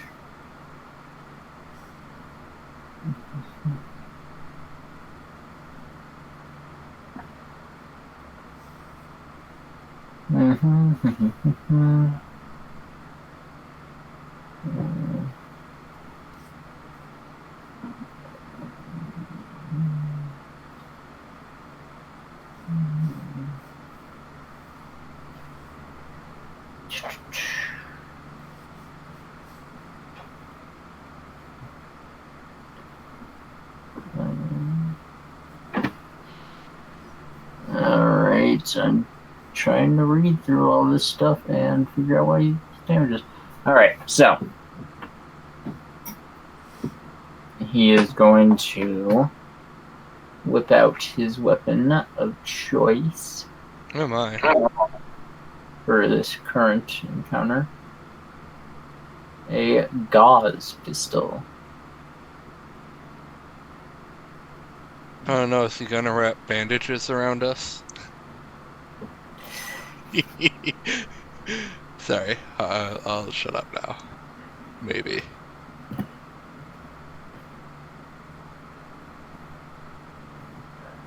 Alright. So, who is he daring to go pew-pew to? That would be him daring a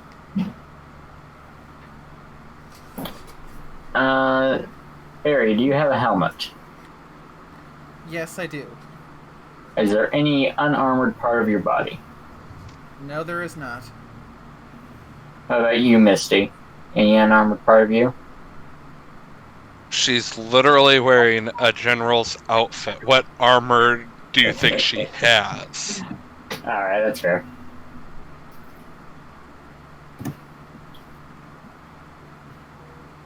He is going to go for a called shot on your face.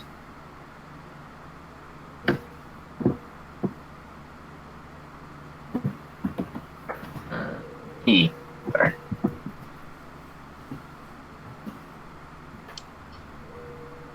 There goes a thing against the alicorn. E. Ah! So that was a called shot to the face with a energy weapon, and you got a crit. A Gauss rifle, what's it, is a magical energy weapon? A Gauss pistol. Okay, bye guys. Well, a Gauss technically can operate as both as either a Critical hits only do 2 times the damage, though, not 3. Yeah, They can 'cause- use either skill. They can use either skill, but it doesn't count as a mu. At least for things like for headshot damage. Okay. So it's 2 times plus the 1.5 times for a headshot, right? Yeah, so it's still 3 times. 3.5 times, technically. No, 3. The 2 is multiplied by 1.5, so it becomes 3. You don't add multipliers. And at least as far as I understood, it was the case because the most I've gotten for a headshot with a mu was 3.5 times multiplier. So 3 plus the 0.5 from the headshot.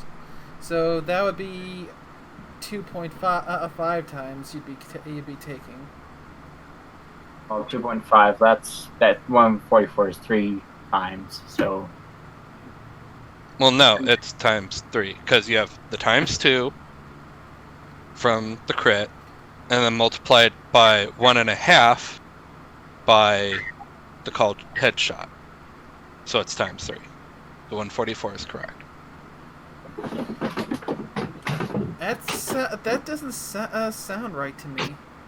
At least in some of the other games I've been in, because if that would be the case, that would make some of the mu headshots I've gotten a lot worse than what they actually ended up being. Okay. So that is basically gone.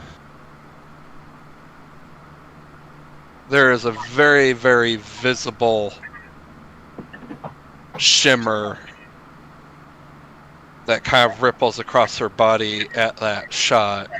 Now, how precisely do called shots work as far as taking damage? Like, I lose the remaining 71 damage from both my main HP and my head, or just my head, or how does that work? This is the first time I've actually ever taken limb damage, because, like, GMs, for some reason, don't tend to do called shots. So... That's because usually That's called another- shots that's to the head end fun. in player death.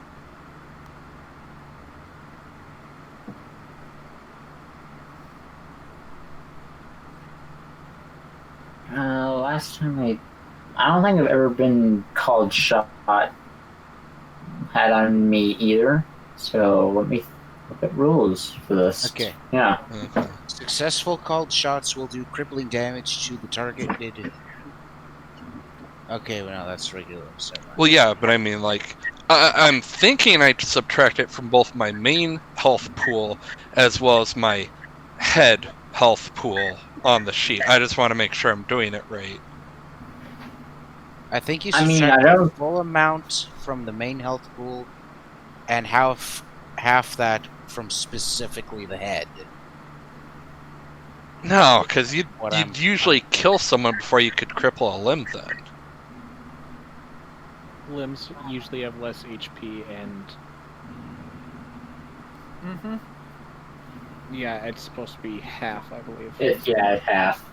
Yeah. I have it looking at it right now, and it is That's a. it? Okay. So I take the full damage to my main health pool and half it to my head. Yes. Okay. Well, I'm taking 71, so do I round up or round down to the head? Round down, just for. Okay. 35.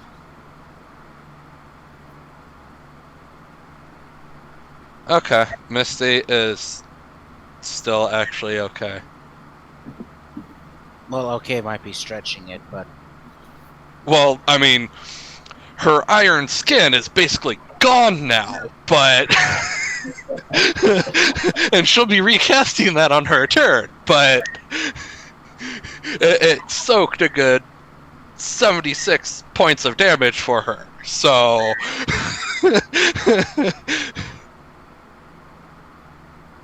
and in fairness, we all get a shot off before the Colonel can try again. why? It's still his turn. Indeed, it is. Now let me Oh, look at his shit. AP and stuff. Yeah, Because I it mean, still is plus 10, but I don't per know action. per action. So he could still have another 1 or 2 shots. That is that he still has around half of his AP. So Okay, I will shut up then. it's. Let me think, math. He has 5 less AP than he would require to take a second shot with that. I mean, technically, what he could do is he could move and then take a wild shot. It would be at a severe penalty because he'd be taking 25 AP to move, and he'd be subtracting it from his next shot. But if he wanted to get another shot in, he could try to retreat and shoot at me at a reduced accuracy. I mean, he is moving because he has perks that help him whenever he moves and stuff. Okay. So he is going to move into the vertebrate. Running away, eh? That's what I thought. You yellow bastard! He's moving to where I'm going to be moving. Because, yeah, my reaction is, yeah, I'm going to the vertebrate. So that, you know, the pilot doesn't dare take off, or I'll cut his head off.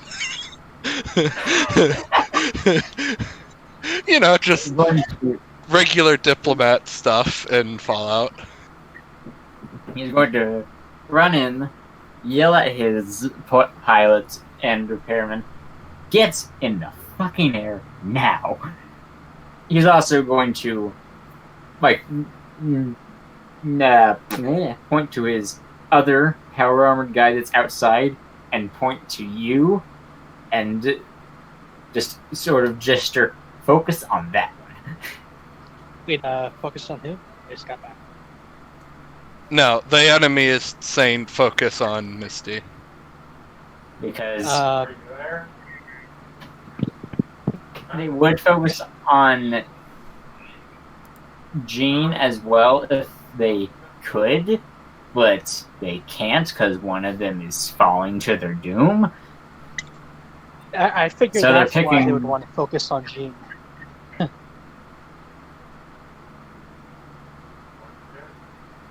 I mean, you know, we've got the one that can take a Gauss round to the face and live. And then And we we've got the got- one that just downed one of their soldiers. Exactly. I mean, one of them sounds a lot more dangerous than the other, but who knows? Alright, one of you pick 2 and one of you pick 1. I don't care. 2. So I'm 1. Misty starts saying to Pixie, "We are number one." Hey, Alright, so it's still Misty. I just rolled a 1d2. He's like, okay. as he flew over there, he was like, eeny, meeny, miny, moe, pick one. When in doubt, follow orders, son. Hard to go wrong with that. And so, Misty, it is your turn as he's putting the rest of his into dodge. His AP, that is. Okay. Misty will move. Sure, minus 15 there. Pixie is... Well, actually, I'll get to Pixie after Misty. And Misty has several sword stabs to do.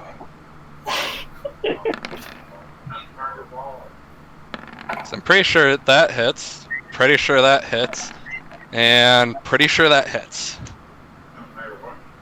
Unless he managed to get like 40-something dodge somehow. Alright, he had 25 dodge, so... 29 versus 77? No. I would have had to have rolled over 52 for him to be able to dodge. Those were 3 rather exceptional rolls, considering. 81, 81, 76. Let's see, what's his GT? Oh, you have made this man regret things. Hey, it's not my fault no one else wanted the super cool, Mew Blade. I'm The lightsaber. I'm not gonna bother with the GM rolls for this, so that's the first one for his DT being subtracted. So 73, 73, and 68. 73, 73, 68. So 73 plus 73 plus 68. Slash roll. 214, and he is no longer a living person. Okay. Pixie will jump out of Misty's saddlebags onto the pilot, and Misty's, in essence, going to go surrender or else. Okay, as in jump on the pilot, he only has a jumpsuit on, so where is she jumping on him at? That way I know whether or not to roll for her, like, poison joke stuff. I don't know, probably. As in, like, just on her back, I guess? I don't know. Alright.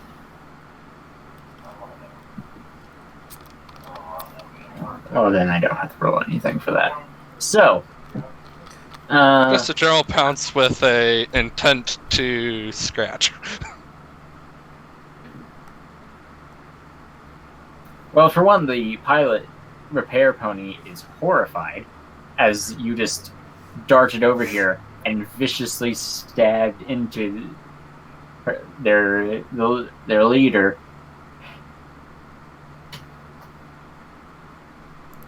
I just kind of imagine you, like, cutting him in half with that final blow. No, because that would ruin his colonel outfit. Oh, so you... Well, then how would you stab him? Because anyway, you'd be technically stabbing through his outfit. I mean, probably like the... I don't know. Exactly. The head is not covered by the outfit. Mr. Thud will figure out a way to heal it.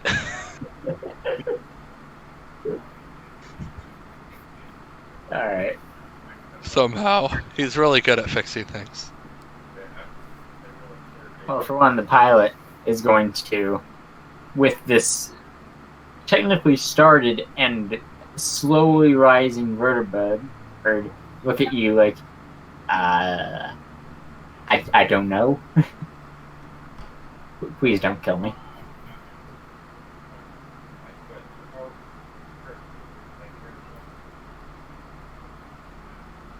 see. Can he actually do anything? Because he doesn't even have a weapon. And he's a pacifist.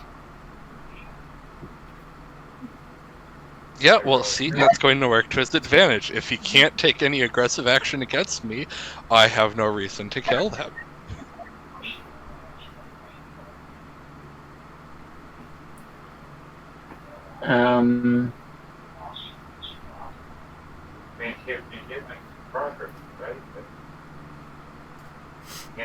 Alright, well, he only has one ally remaining, so this is going to cost 1 trick point and 20 AP. Wait, no, 10 AP because he wasn't inside the cold blast. Correct.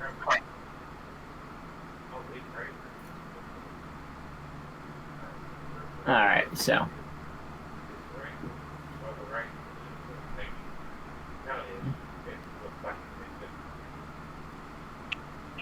What trick is he trying to do?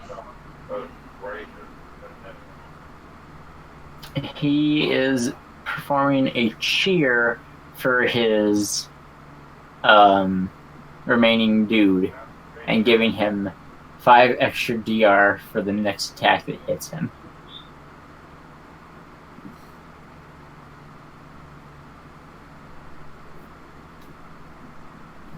Misty cannot fault his optimism. I mean, he's wrong, but she can't fault the willingness to believe.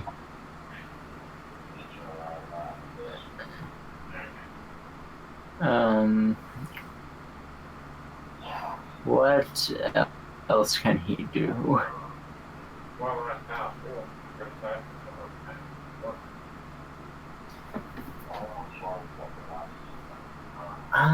Can he fly that far? That quickly? I mean, probably. Fly speeds are kind of stupid OP. Well, he is going to dart away with your fox on his back, almost like Miss Pixie just falls off. Going to grab the power armored pony that is mid-fall and just start booking it. Because perks let him do that without being over-encumbered despite carrying an entire power armored pony. There's... Okay. There is perks for that. I mean, I know there's ones to let you, haul something, but that's usually with, power assistance. Okay. No one left behind. You are able to pick up a fallen comrade and move without being considered over-encumbered. It's a perk specifically. I feel it's stretching slightly for power armor, but alright, you're the GM. It's a perk specifically for retreating. I mean, I think we can at least argue the pilot has saved the falling one's life. They will not fall to their death.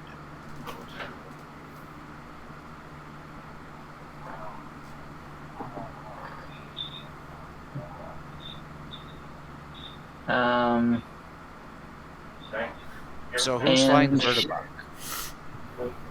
Oh, no one. Just in there. It's not like it went far.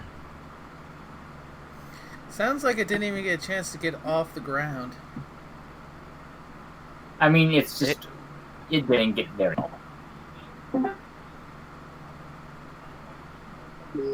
So... I told us to surrender and they didn't listen.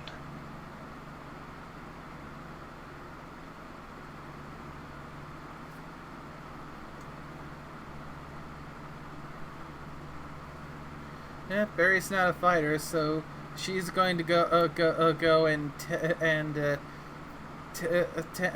Misty's wounds. How high off the ground am I with the vertibird?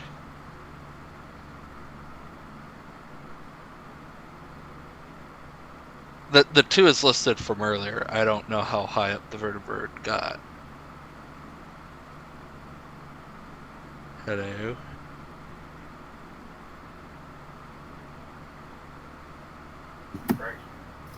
Okay, just kind of captivated by the random thing in general. Finally, It's very fitting. It's very fitting. Decapitation. Alright. So. It is. It's about 10 feet off the ground. Okay, It so really didn't get anywhere. Well, if I'm 10 feet off the ground, that's going to be too far away for Barry to be able to do anything. I guess the question is, can she jump it? Athletics? That's an athletics check. And from my experience with athletics checks, very rarely do people put anything into them, as far as I've seen. So. Yeah, and I don't have anything in them, so. Yeah, it's a very weird one, isn't it? It's one of those things. It's one of those things that the thing is, as much as I want to put points into them, Dead Tree likes their skill bloat. Yeah, you rarely ever see anyone put things in that require athletics rolls. Same for gambling. Gambling, more like understandable, like putting something into it, but not real. No, because typically GMs don't want to let one player get tons more money than other players. I'll say athletics normally doesn't see use because normally the DM just says make agility, strength, or burn. Yeah. Which was really annoying whenever my first game that I ever played in, they were like, alright, I'm going to try and jump over this wall. Roll athletics. Excuse me? So, athletics or agility? Athletics. Because that's what you really should be using for trying to leap into a, even if very close to the ground, vehicle.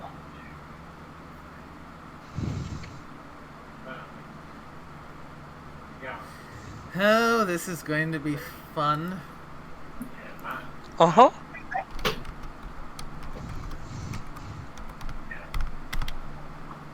I believe in you. Not as bad as I thought it would be.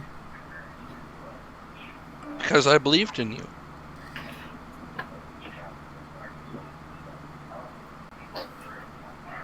Alright. Close enough to get a hoof on and try to lift myself the rest of the way.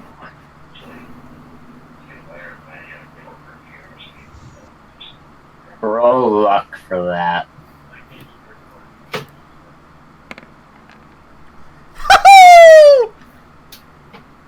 Yes, you can hoist yourself up. I'm not gonna make you roll a strength or anything for that, because critical luck.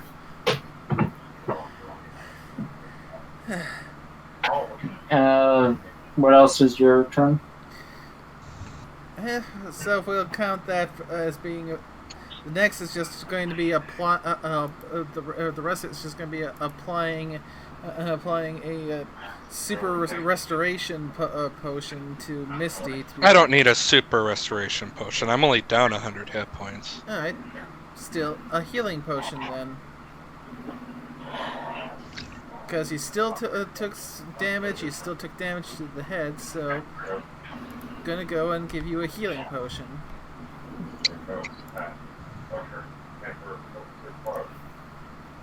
I also just love how immediately after he shoots, he probably, after seeing you take a Gauss bullet to the face, he probably like died inside as he just sprints away.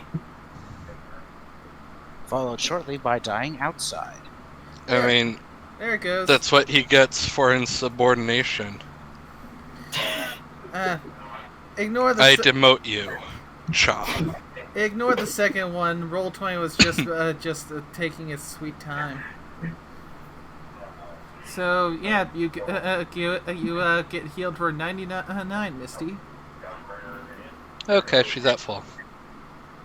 I'm a damn good doctor. Alright. And that is my Mash. turn. Mash, what about you? Okay, well, since there's only one left, one move action to here. Can I see Mr. Zerky over the front of the car? Well, he's in the air. He is in Yes, the but air. I know he's in the air, I'm just wondering how high in the air. He's above you all to where, yes, you can see him, because you could be able to see him from inside, just you would have had the car obstructing your vision. From here, you can see him perfectly fine. Okay, double checking the range. Perfect. Firing.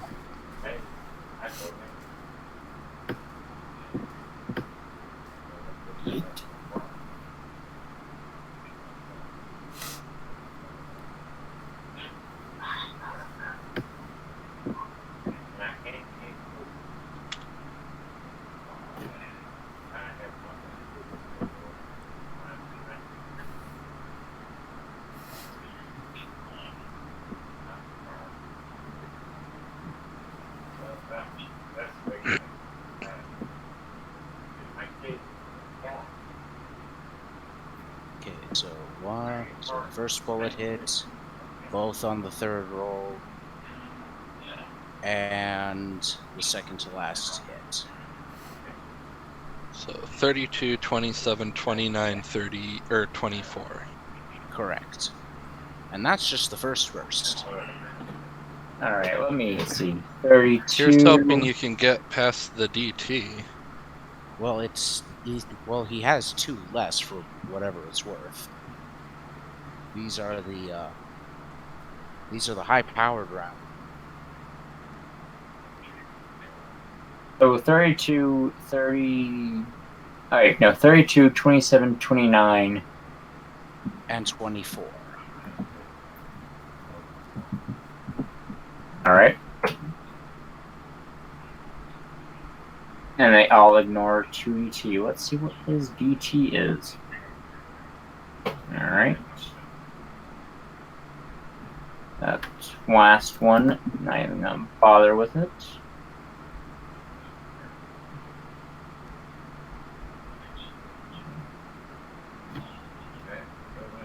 That one, not gonna bother with it. Wait. No, it does all of it.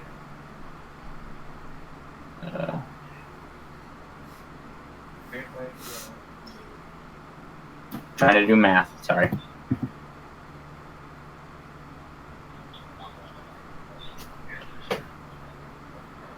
Do one.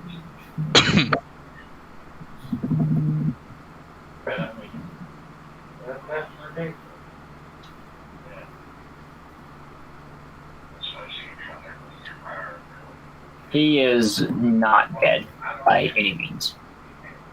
I'm not dead yet. You'll be stone cold in a moment. Sorry, it was too easy. Fine. Alright. He's perfectly fine.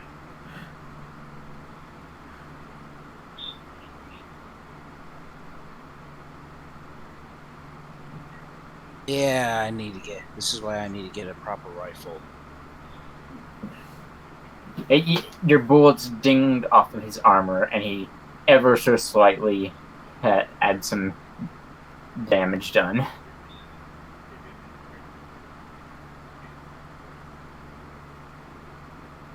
Well, at the very least, hey, pay attention to the guy shooting you, not the doctor. Or, ignore the guy with the gun that kills you.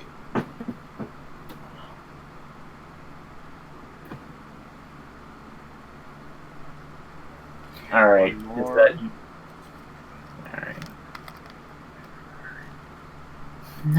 Nope. 329. Nope.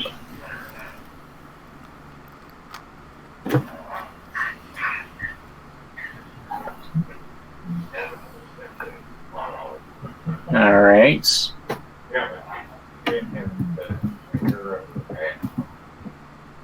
He is still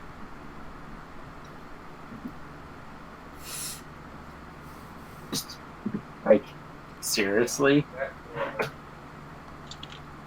It's basically like if you were level 1 in Fallout 3 and tried to fight the Enclave with a stick. And you were really good at dodging. Again, hey, pay attention to me, not the guy with the shotgun that'll kill ya. Besides, if I die, so what?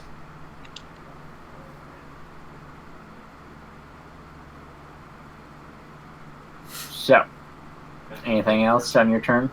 No, that's all for the AP I have. Okay.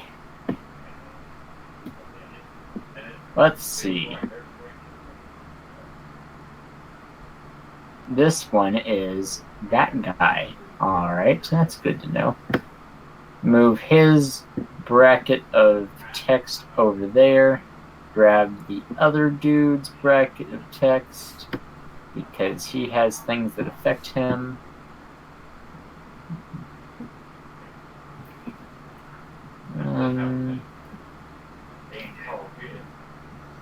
Alright, so.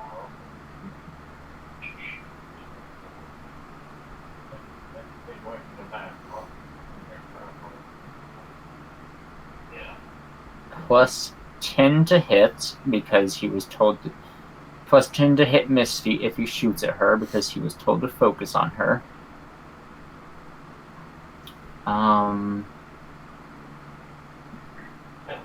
And if he doesn't do that, well then, yeah. How long does that, like, burst of cold affect them? For 5 turns. Yeah, he is still affected by that. Alright. In that case, he is going to attack the griffin that has a very dangerous weapon.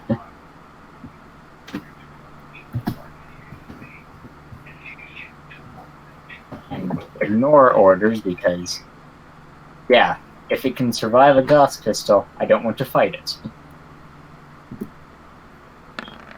I mean, he's the only... Well, no, I forget the pilot. Carry on. Mm-hmm. Alright, that hits, especially with the fact that he has a tactical link in his armor and gets plus 10 to hit because of it. So, yay.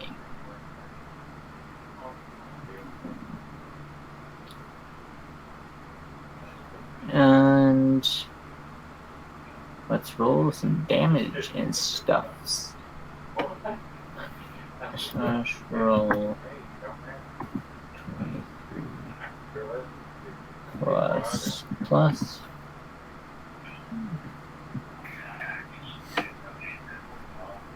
And I roll the damage 3 times, or do I roll to hit 3 times?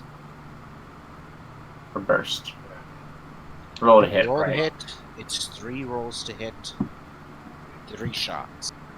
Alright, then this. It's like me firing for full auto. You just don't have to worry about how many bullets hit on an odd versus an even. So he still hits. So burst fire is basically streamlined rate of fire 3 weapons.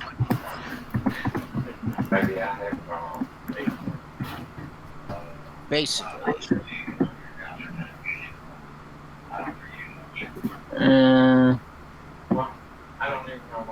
Gosh dang it, I keep forgetting to freaking hit it plus 2d10 instead of just plus plus. So ignore that 23. 2d10, not just plus plus. There we go. 1,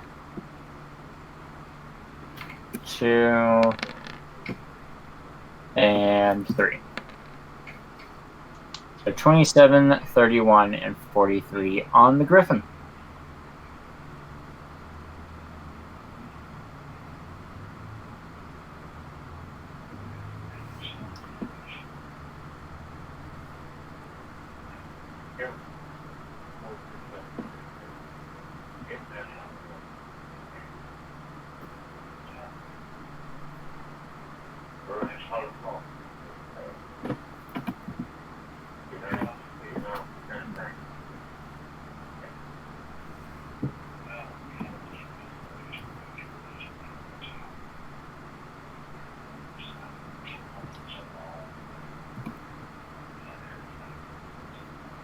Alright, did you subtract the appropriate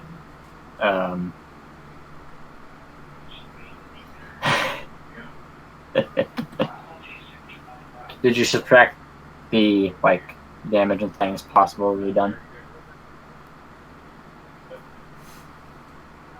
You there, Jane?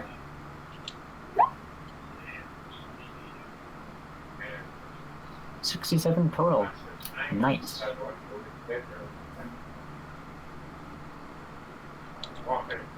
Alright.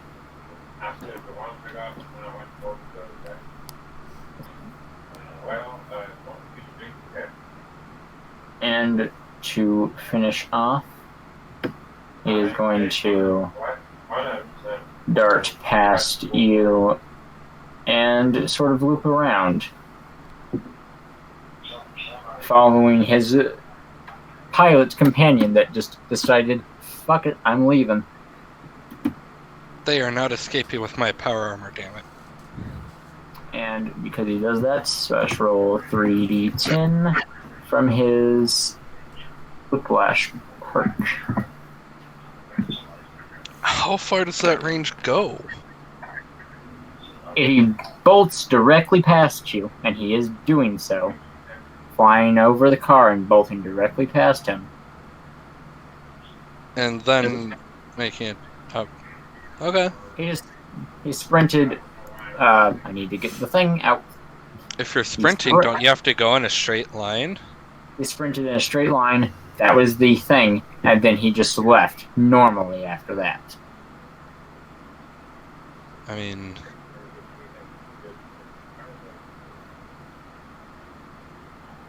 sprinting is in a straight line. It costs him 25 AP to do it, and then 25 AP to slow down, and then he can move normal. Oh, well, then he can't move normally yet. He had to slow down, right?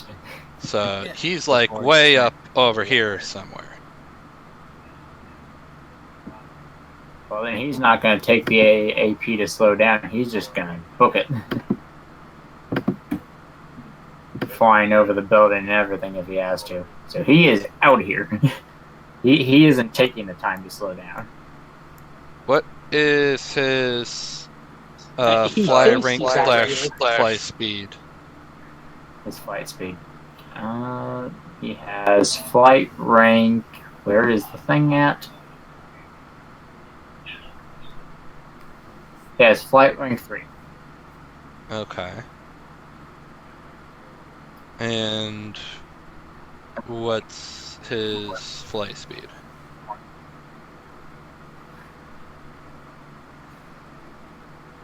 That would Or what is his regular movement if he were on the ground? I believe 25. I'd have to go and grab his character sheet, but I think that's it. Okay. I'm going to have to ask you a double check because Missy's going to chase after him. I need to know how far that is. Yeah, I was, chasing him. Because if 25 feet is all he's got for regular movement, he's screwed. Yeah, I mean, I can move almost, and I can move almost 400 feet in a single sprint action. Well, I gotta look at his thingy-majigger. Please, yeah.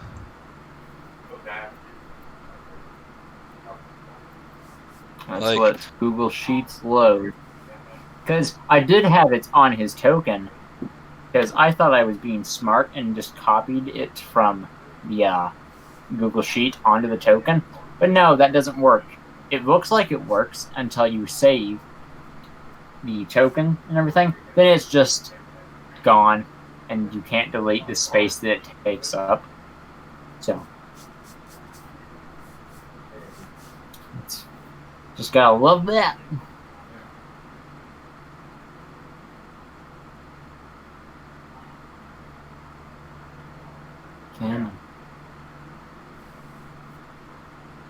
I mean, what do you like? What's the calculation for flight speed and how and your movement speed? Okay. So do you take your base movement speed at flight rank 1? Your fly speed is double your movement speed, and then you add that amount for every flight rank. So let's say he has 25 base moves. So at flight rank 1, it would be 50 feet. At 2, it would be 100. At 3, it would be 150. Yeah, I was just gonna say, what's the character's endurance and agility, and then I put it in. His endurance and agility. Let me grab that. Because that is actually on his token. Alright, load for me. Thank you.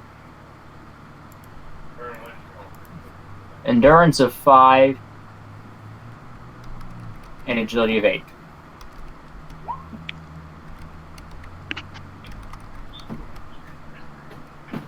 Endurance 5 and agility what?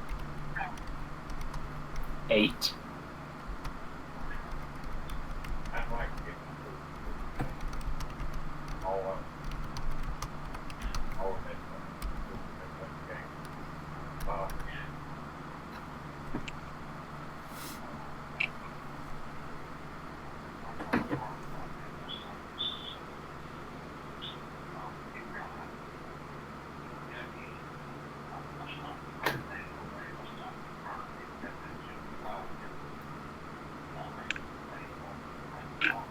Alright, so his normal fly speed is 180 feet per movement.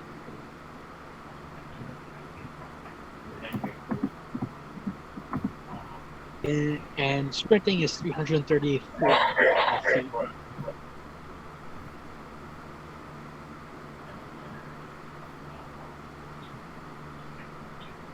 342 feet. That's what the medium Enclave power armor. And at flight speed 3. So he can move how many feet when sprinting? 342. 342. And what about you and 468-ish. How much longer we got? I might be off by 20, so I'm getting water, so I can't look. Yeah, recalculating amount, I moved up to 360. Because I forgot to count I'm also in heavy armor. But he is still frozen. Like, he's still kind of chilled. So it still takes him 10 more AP to move each round. So we're going to be moving a lot faster, too. So. He's still gonna try, so he is above the facility going southeast. You can trail after him if you wish.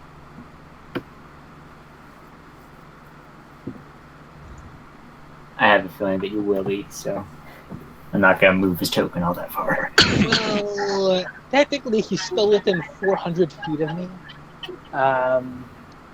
So I'm just going to snipe him with my shotgun with 3 shots.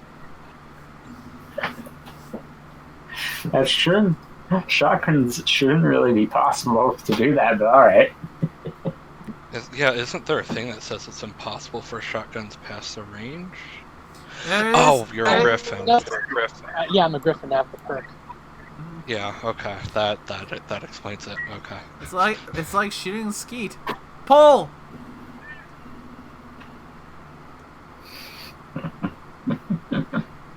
Alright. Oh, okay.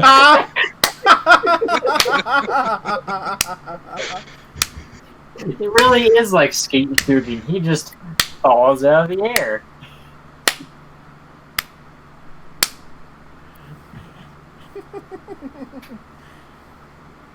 That is 73 146 damage. 146 damage. Alright. Well, 146. And is that anti-matrix? Yep. Oh boy.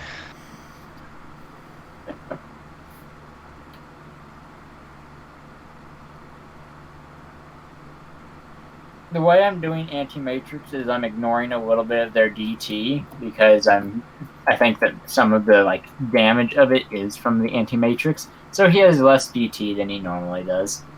So Yes, let me know if I need to take another shot. I will. He is not dead. So yes, we still need to make one more shot. He is also in excruciating pain. Good. Just let me roll the damage there first. I keep instinctively going to shotgun as in use the shotgun weapon. Well, he's dead anyway. So he just Any other people flops. currently on the field of battle? There was No. the pacifist who went out to catch the paralyzed one. And he has been booking it. So I mean, What direction? I'm not. He would have been going northeast, and I'm going to make you roll a perception check because he is stealth master. He's a stealthy boy. I mean, agility. how do you stealth at full speed? By going into the forest beneath where you guys are at. Because there is a cliff and there's wooded area down there, so. Are they still within within EFS range?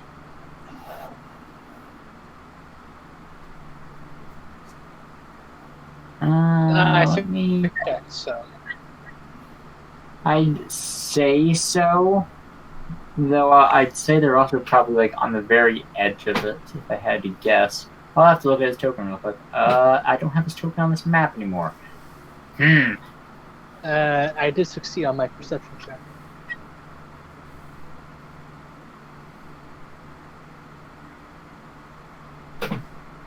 Indeed. Ever so slightly, you have succeeded. And Barry can use the EFS while they're still in range to give them a direction to point them in the precise direction that they're going. Yeah, they are right down to the well, not their exact spot, but still the direction that they're heading in.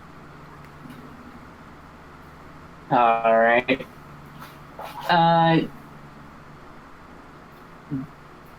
To like spot someone that is sneaking, you have to roll against their sneak. Against like a. Because if they are trying to sneak, and you roll perception, that's to like detect them against their sneak. How does that work? First, I guess I get penalty depending on how many degrees of success their sneak has. I think a sneak has a whole bunch of other variables too, so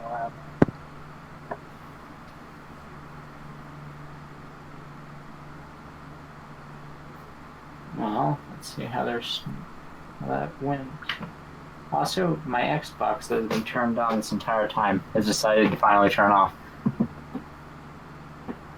Yeah, they do that. I've been sitting here in front of it. So, what let's see how their sneak was anyways, because they might have just been noticeable from the get-go. Oh yeah, they were. Not subtle. Yeah, you can at see all. them. You can see them clear as day. Hey, they're not in power armor, but I'll take my final shot at that one.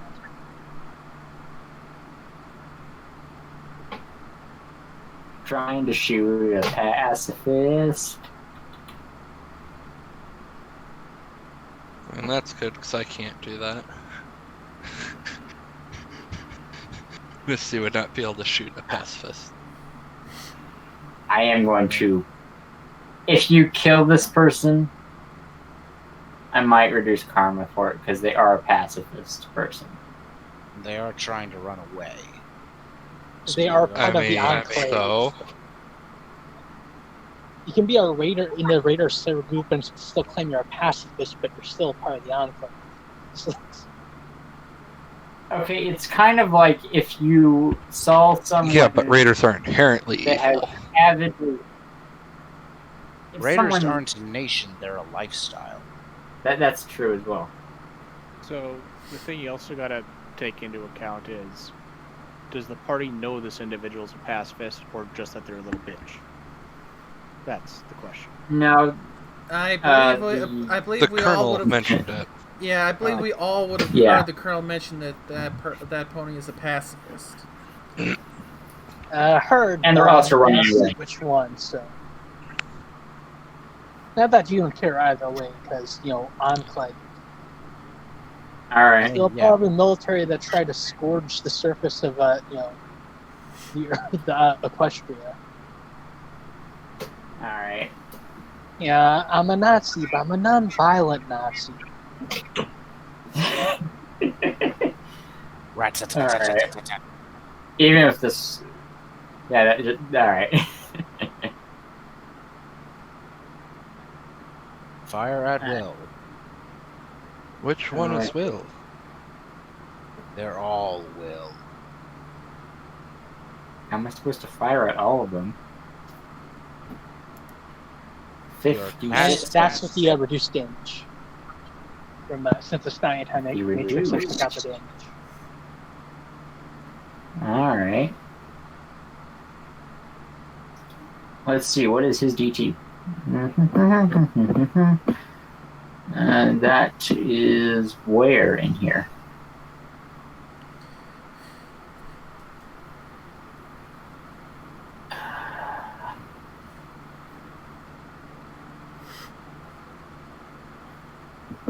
That's what it is. Good to know. Okay, so he is not dead. Yeah, just figure out I tag him. Maybe you get him to drop the person you're carrying, or just call out to everyone where to go.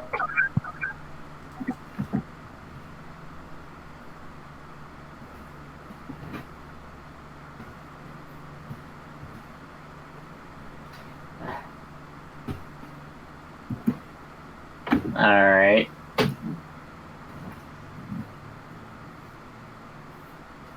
If you had maybe done a called shot of some sort, I would do something for them trying to drop it. If you would intentionally try to shoot their arms, the legs out, or whatever. Then Yeah, you it's fine. Someone else can try and get anything on it. so But yeah, that's they're all. on the fleeing. They're fleeing, and you all are left here with nothing around as they run off unless someone else follows them. What about Because the, Misty is also flight capable. What happened to the vertebra? Barry, It's still there. Barry is still inside the vertibus. Just sitting there. Is it parked or? It's slightly hovering above the ground.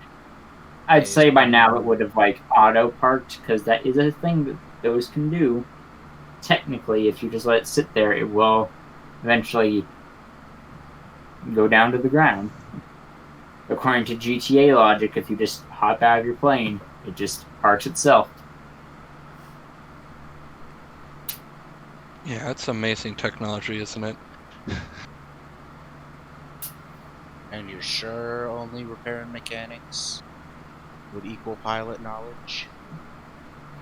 I mean, it says mechanics in it, so what else would you use? I'm also not gonna let like one of you, or like I'm not gonna let Misty claim I know how to drive this. Maybe she can be taught by someone that would know how to drive it, such as another Pegasi or Masher, because Masher is pre-war. Yeah, And I have a but feeling the pre-war ghoul might not understand how to put it back together, but might it's not just know broken. how to not crash it. It's not broken. Urge It's not. I have an urge to mess around and work on that Enclave character again. Yeah. So, if anyone here in this group is capable of flying it, it's Masher.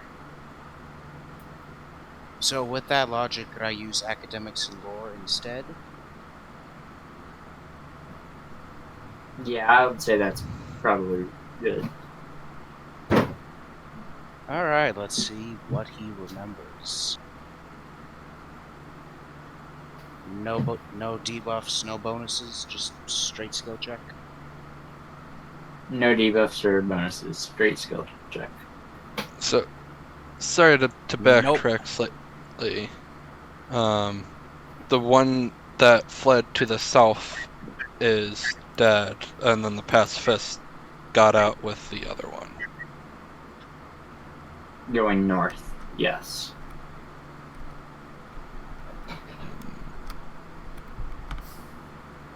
For reference, northeast a little ways is the whole east is Equestria proper, west is the island that you went to, Misty, and south is it's south. You haven't been down that area yet.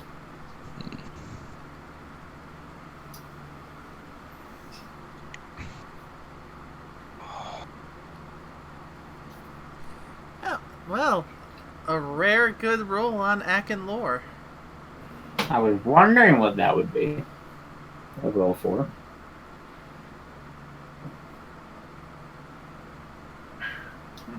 Barry, I'm not going to say that you know how to drive this too very well, but you can figure it out.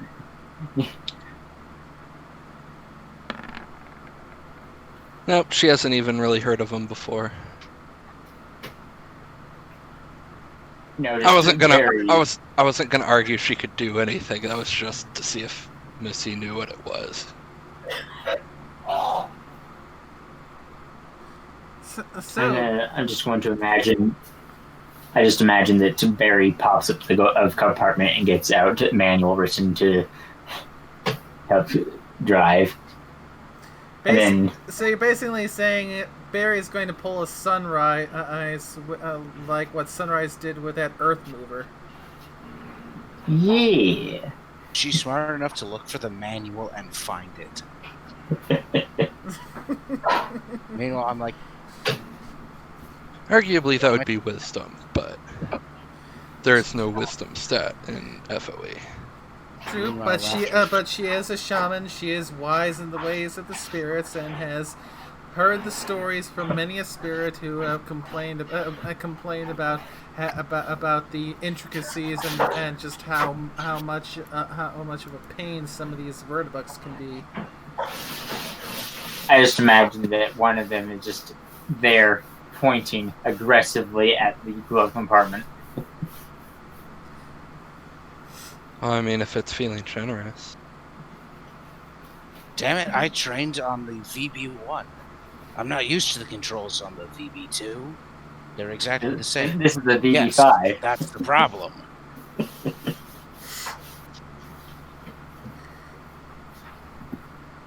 Alright, so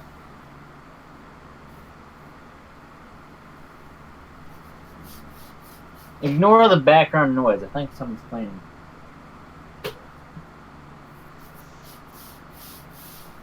Alright, so,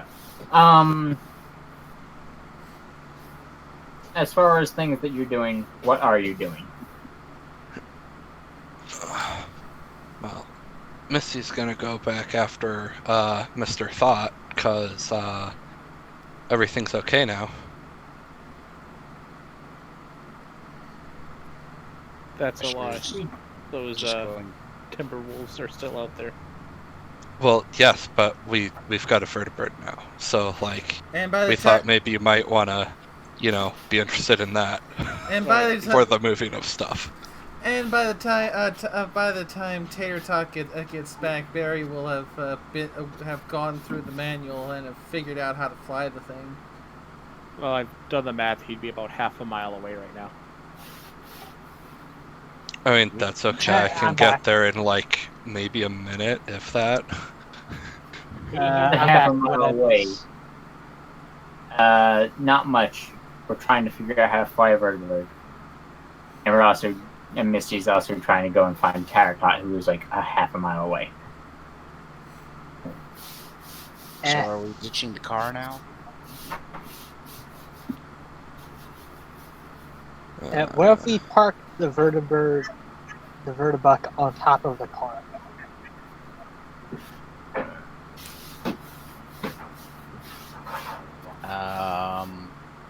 I'm thinking a lot of things right now as to what that would entail.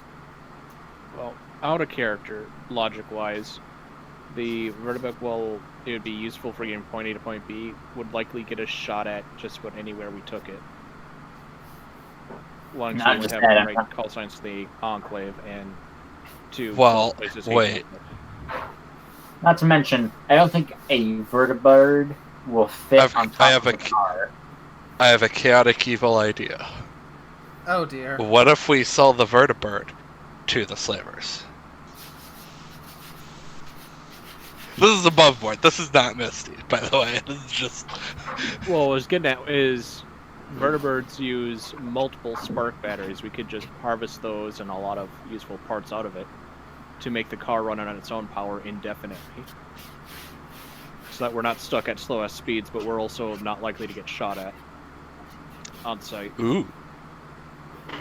My current idea for how the car works is it has 1,000 fuel quotation marks per spark battery, and every mile I'm going to extract some fuel starting now is how I'm doing it. So it has plenty of movement in it.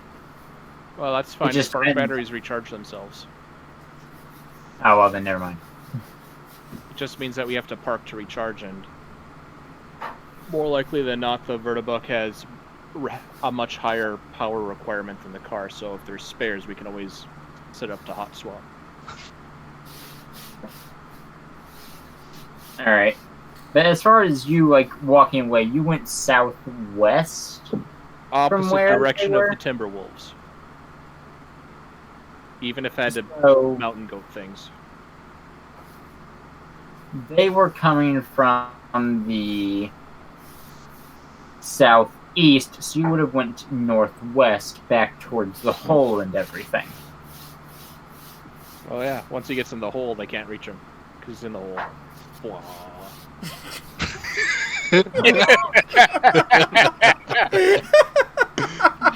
You had to make the joke. Oh. Okay. Is it safe to presume that, Gene, you went to go get the Enclave soldier corpse from the southeast? Yep. Okay. Alright, then yeah. I go get Mr. Thought, bring him back. And perhaps before we do anything, we can use the weaponry on the minigun on the vertibuck to take care of Tater Tot's little problem. You can't see it, but I'm giving you speaking thumbs of up right now. weaponry, speaking of weaponry on the vertibird and things inside the corpses and stuff as of loot and things. Dibs on the Gauss pistol and all Gauss rounds. surprisingly, there isn't too very many Gauss rounds, but he does have a rifle that has much more ammo. It's not a Gauss rifle, but You're the pacifist. Why would you want the super powerful weapon? Because sometimes fighting is unavoidable, as much as I would prefer to avoid it. Might as well make it quick. Well, I mean, if the other firearms people don't want to object, that's up to them. I mean, I heard rifle and your perk. What? There's a Gauss pistol and a rifle. What kind of rifle? I'm getting to that. I'm just putting the power armor in chat first.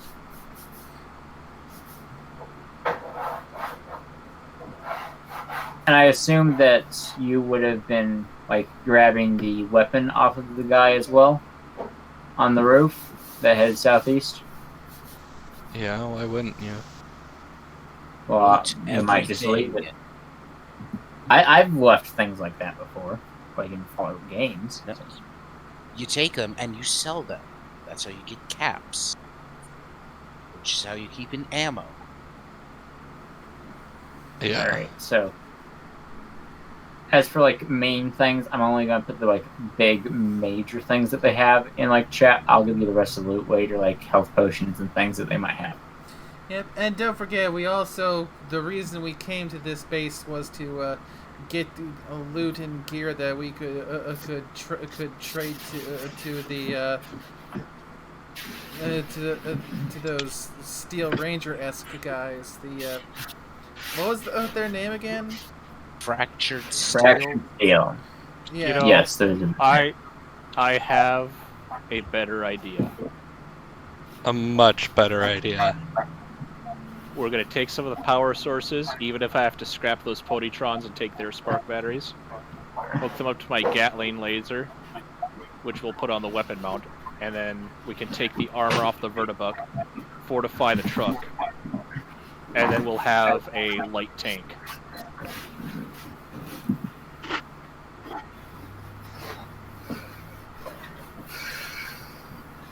Do we have any objections to this crazy idea I just had? There's gonna be a good few repair mechanics checks in there. I have Acting no as if that isn't the basis of my character. I have no objections to this plan. I'm just going to float another idea. We could also sell the fractured steel. What's left of the Vertibuck? Yeah, they can have the frame. Fractured Steel, the punkiest group name I've heard of since the Misfit 6.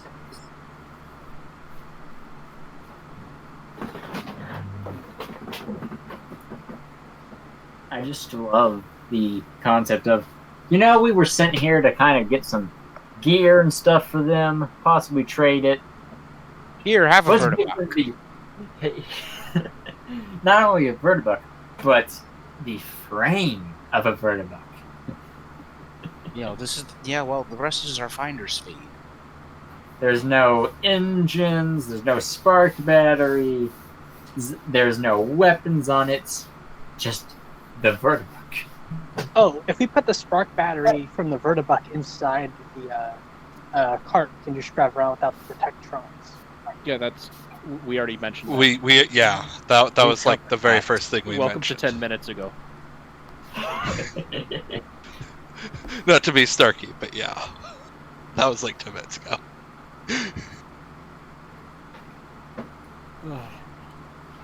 At least we are all on the same page.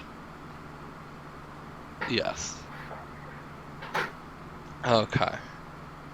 So. Alright. So, depending on what the exact plan is, whenever you come up with everything you're going to do, relay it to me in text on Discord. Someone, whenever you figure out the finalized plan. That way I can read over it several times. Just to confirm with everyone, make sure there's no objections.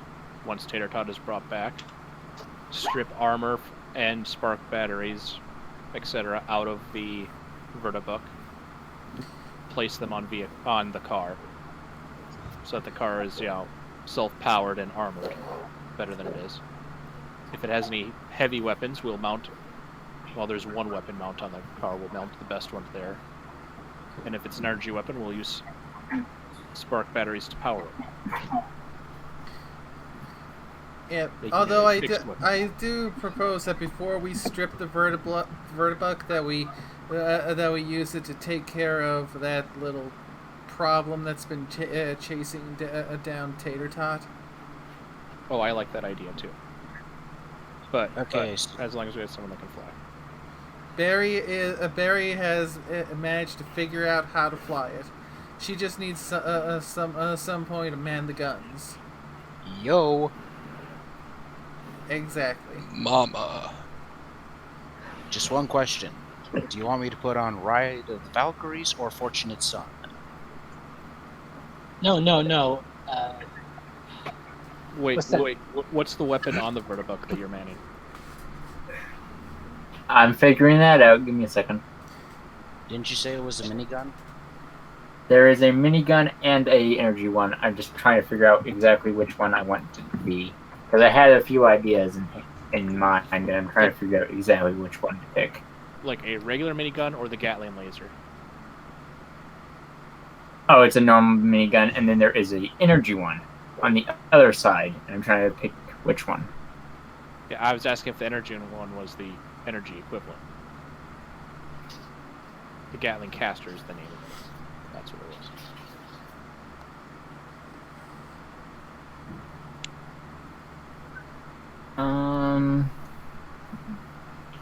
You know,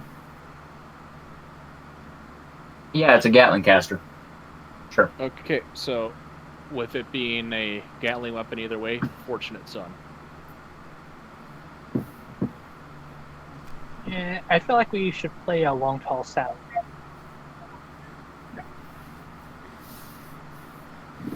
I like this idea as Um, well. Whichever I'll put both one, on- you- I'll whichever put both on one, the playlist. yeah, Teratot, you're the one who does most of the playlist things. Well, those are licensed songs, I believe. So I'll just post them up on Discord. You can watch them. You can listen to them on your own computers. Yeah, There you go. I can't. Yeah, I can't do that, especially considering that Yeah. that good news. As of last night's stream, I just crossed the threshold for affiliate status. Okay, they're both on the Discord. Listen to them on your own or not as you please.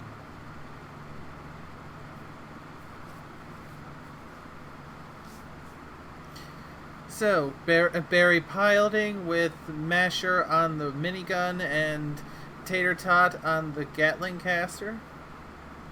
you do not want me on the Gatling caster. Okay, so Nothing will be hit. All right, we need somebody else who's good with Muse to get on the Gatling caster then. Because Barry can't run it because she's going to be flying the thing. Hi, you might be the only one, unless Soul can do the thing. Can Soul do the thing?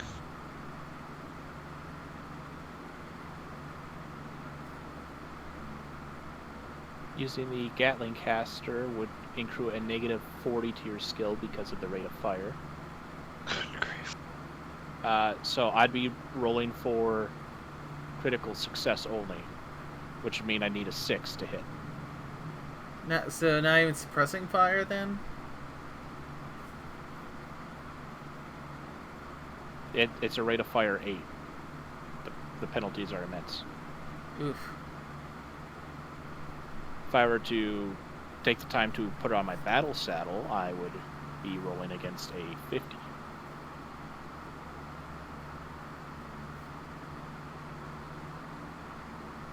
But we don't have that kind of time.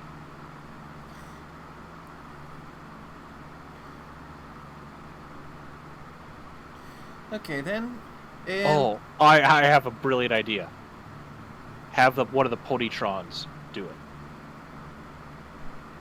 Oh. I think they have a view of like 50 or 60, so they should have like a 10 to 20% chance of hitting, which is better than most of the party. Yeah. Because, like, I was already torn between fighting styles and stuff, and I was given a lightsaber, and that decision was kind of made for me. Okay. So, in that case, we'll still have Tater Tot in the Vertibuck just to keep an eye on the Polytron and keep them on target, and to keep him away from the ground where the nasty thing is trying to get at him. I like that plan. Masher will be on the minigun, and we can have Jean and Misty in the air, lending their own aerial support. Okay, type in that Discord for our GM.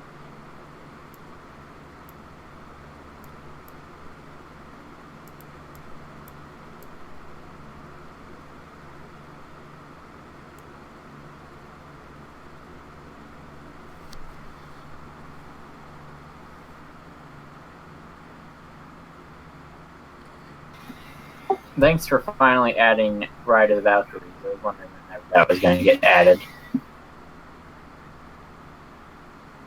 I mean, we're coming in on a chopper. Might as well play all the classics. Get to the chopper! Dad?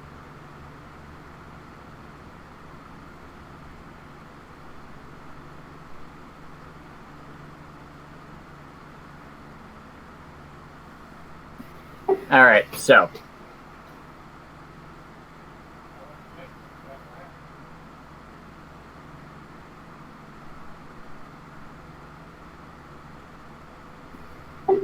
Alright, so. I put in Discord what we're currently doing. I think Soul is just sitting there, like, being supportive. I mean, Soul could watch the car. Yeah. And Soul could also ride in the Vertibuck. Spotting targets. She can sit invisible watching the car, because she has that one spell that she can use, even with a broken horn. Yeah, she is a blue. Oh, she could be guiding the remaining two Ponytrons to pull the car into a better area for the transformation. True. Alright, so. Yeah, because they might send another Enclave group here, so, like, if we could get the car going, that'd be a good idea. Yeah, that is a good a good idea.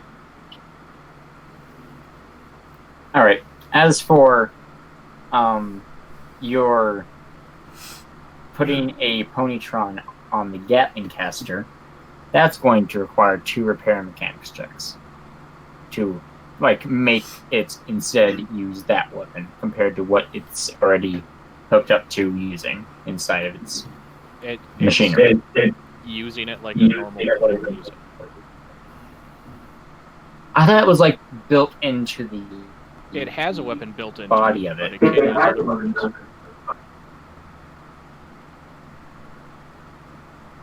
Alright, sure. Sure. Oh, yeah.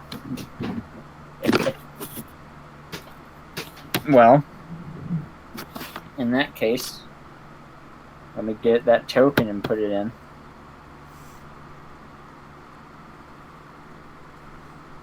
Oh, jeez. This is the...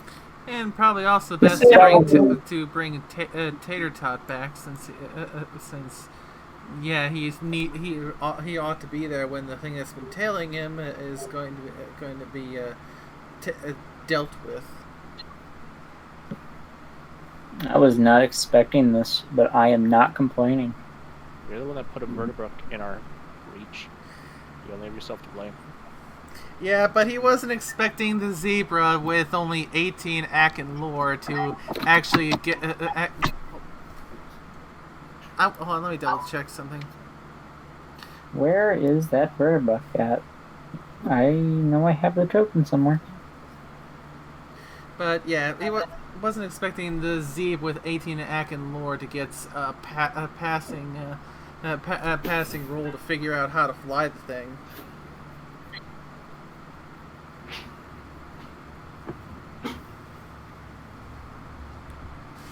These are the facts that I were not expecting that. But look at it this way: Improvise, adapt, overcome. you've given us an opportunity to take this session and wrap it up with a crowning moment of awesome. Yeah, that might be exaggerated a little bit. We're going in to kill a hellhound, and a bunch of timberwolves while flying in a vertibug playing Ride of the Valkyries. How is that not a crowning moment of awesome? Well, I can't get a token because my computer's being dumb. Taratut, you want to pick what the vertebrate looks like and add it in? Hold on, I'll get a token.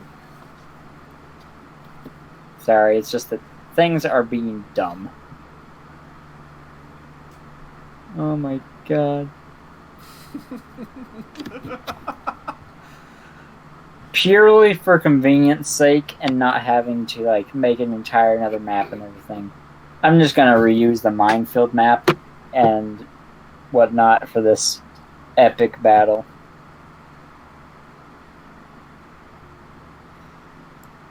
Ah, Jesus. Alright, I found an image. Rejoin as GM.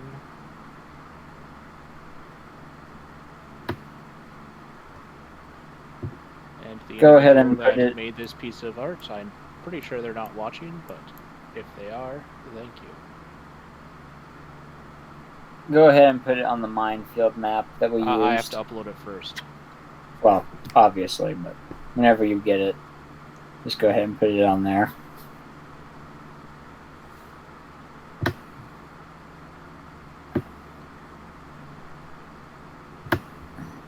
You know, I kind of like figured, you know, I'm gonna reduce the amount of like timber wolves I'm throwing at them because they don't have something like extremely powerful beyond just their magic and things.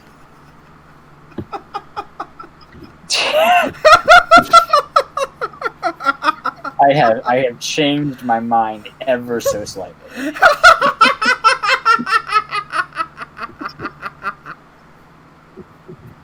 Okay, rejoining as player. Oh no. Because originally I had this token as well, which I'm putting back in because, geez, I was not expecting this. Oh, this is gonna be fun.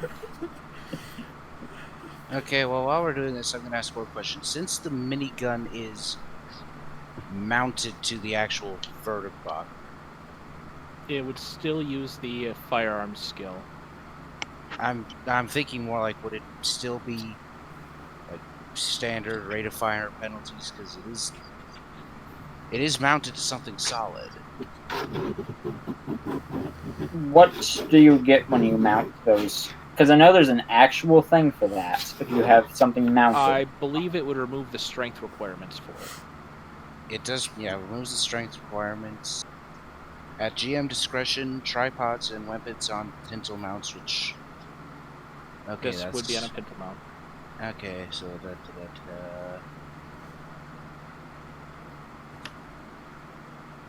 that's not the proper thing.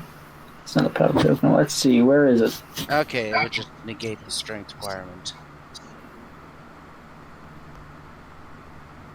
Which is fine by me. I just wanted to make sure.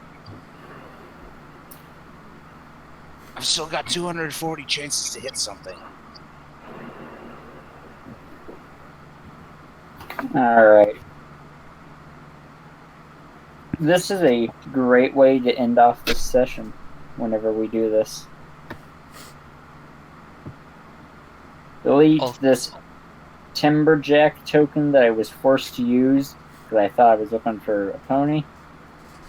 But no, I have a Hellhound instead. It's not... According to this token, it's an albino Hellhound, but he is not albino. It's just that that's what I have. I mean, he will be soon enough, once all of his blood has been drained. I'm sorry, did I say that out loud? Yes.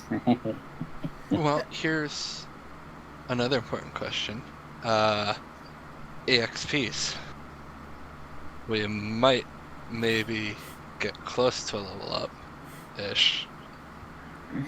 I'd say so. Sure hope so. When did we last level up? Did anyone keep track? Before Gene and Masher joined. No, we leveled up after that. Well, including the plus 100 that was mentioned before or the session started, I'm sitting at 33,855, 73.19% to level 9.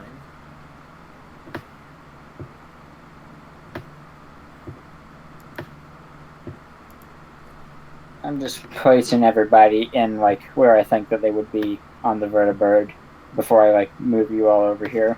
So give me a second. I mean, I don't see a vertibird, but okay. That's why it's on a completely different map than you. That's why. Okay. Alright, I think that's the entire party. I need to grab a Protectron real quick though. From the car map. Alright, So. I'm just testing this. Make sure I got it working properly.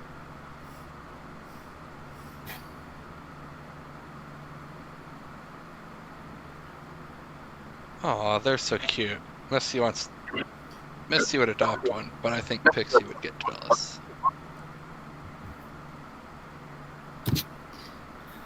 Okay, seems to be working perfectly. Excellent, and that is a lot of DACA. That's a word. When in doubt, more DACA. Get some motherfuckers. Are you really using language like that in front of Misty? For shame or something. Ignore me. Yeah, Except don't, because I make it impossible. He stopped caring like 150 years ago or more. Kids Wow. in the world are exposed to worse. That makes you a horrible person. You're just now realizing this? Alright. No one ever accused Misty of being overly observant. Alright, and I am about to test my own macro for this. So that's a test of macro, that's not actual attack. Got it. Yeah, now that's a test. Oh jeez. Oh, this is going to be a fun fight.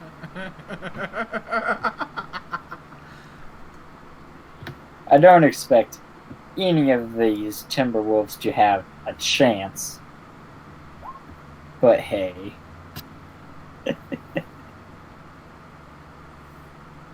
Oh, so you've already equipped it. Alright. Without the helmet, she can't be using EFS or anything. Well, does she even have power armor training? No. Oh no, What's the penalty for that? Right. I forgot that was a thing. I don't think you can even use it without the training. Yeah, you basically put on a statue, and now you're stuck. Good thing she's got TK to take it off. Well, I was considering if she swapping out wants- Gene at the end of the session, so they could gain some training from my new Enclave replacement character. After we're done going air cav on these wolves, Can I roll a luck check? carry on.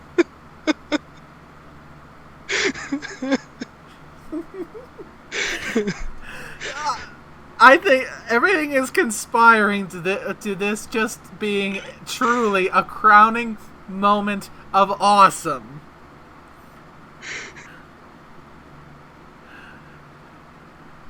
You cannot deny that. You can't. No, he's totally within his right to say no. I mean, like, just because you roll a nat 20 doesn't mean you can do the impossible. Like, We'll fight the power. You gotta admit, the signs wait, are there. actually,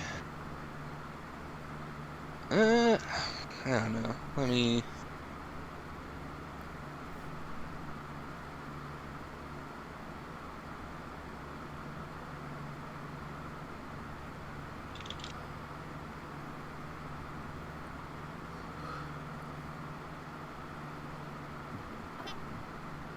I'm not talking. Sorry. Okay. For this No one worries, little bit. I just PM'd an idea if you want to say no or whatnot. Like, just. This is my current idea. I will look at yours in a moment and see if I like it better.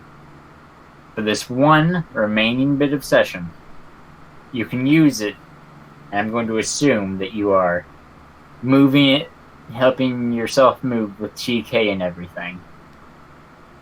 Just because it's too perfect of a moment. I had a thought, and then I had an idea after I got rid of the thought.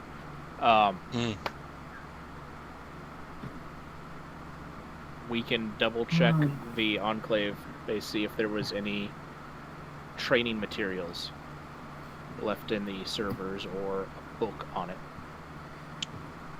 That's true. That is a conversation. That is a conversation for not right now. Yeah, that just popped in my head though. So let's do this. All right. So, I'm going to real quick get my music on. Turn on Flight of the Valkyries. Just make sure it's not a point where it can come over your speakers, because you know what I can hear, the stream can hear. The horror? Oh, in that case, I'm going to instead pull it up on my YouTube and have it at 1, since y'all couldn't hear my music last time when I had it. So.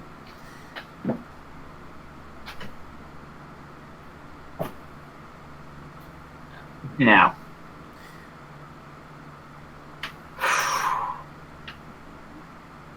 I believe I already pulled up the turn order. We can't see ourselves on it, or I think the tokens were from a different page. I'm on the right page. I think. Oh, it's new combat, so roll initiative.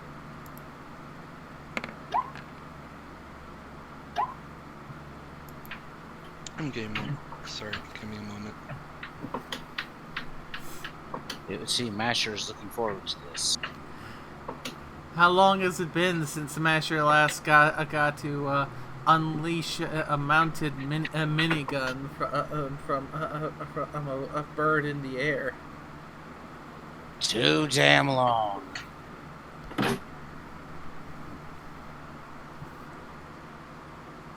Oh.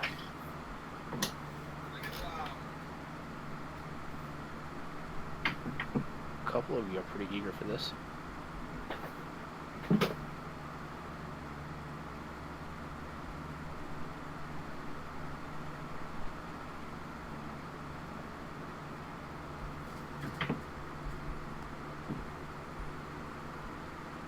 Can you hear that through my mic? Hear what? Okay, good. I was afraid that y'all might hear my Flight of the Valkyries in the background. Alright, so. You all are on approach.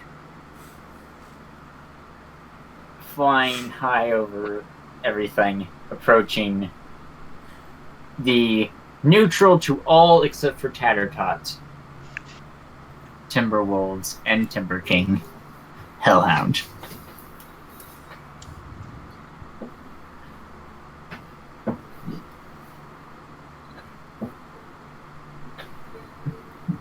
And oh, this is going to be a fun fight.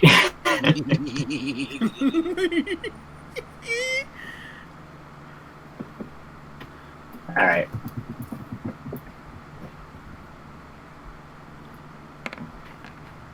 As you approach and everything, I want to know what all each of you are doing. Flying the damn plane. Well, yes.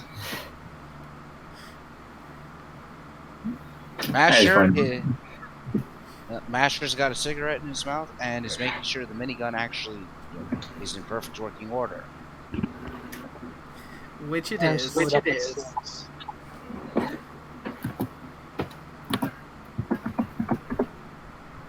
Tater Tot is picking out targets for the Ponytron, and then probably unjamming weapons as they happen, because these weapons are prone to jamming. All right.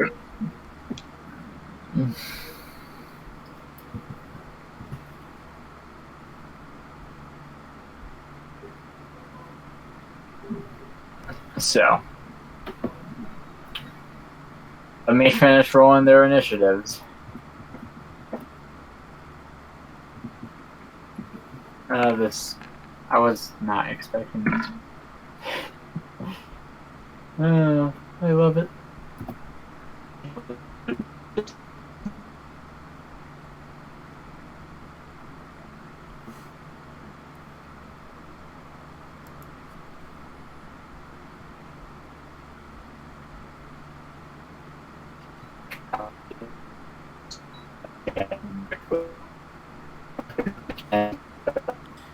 Someone's roboting a bit on my end.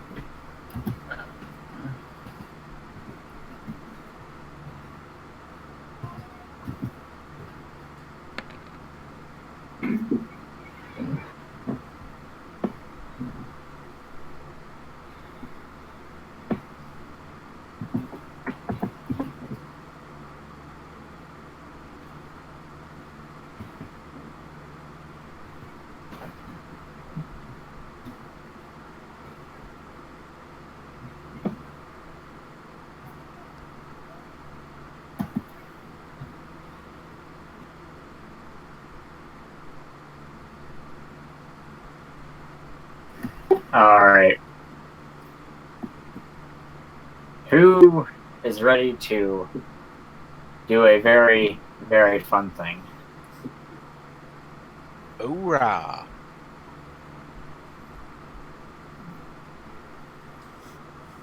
Yep. Let's do this. Leroy! Oh wait, that's copyrighted? Damn it. Okay, never mind. Oh, sweet Celestia, she just went in. No, she didn't. She stopped because she realized it was copyrighted. Oh, never mind then.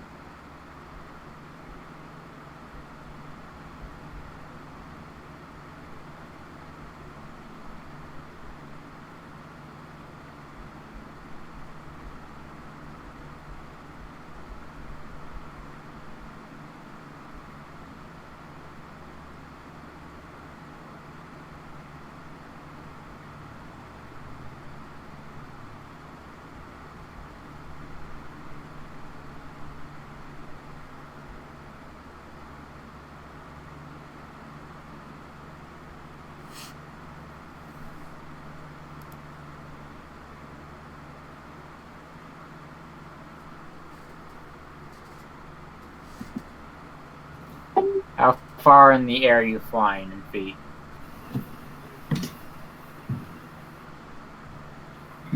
Yeah, 50 feet off the ground, 30 feet, what? I would say if this is a proper helicopter, at least 100. Alright. It all depends on Barry because she's the one piloting, so. Okay. I'd say that's a good height to be out of any kind of range from the targets, and yet still able to hit them with all the DACA. 100 feet. Everyone else okay with that elevation? Not my death if you fall. Yep.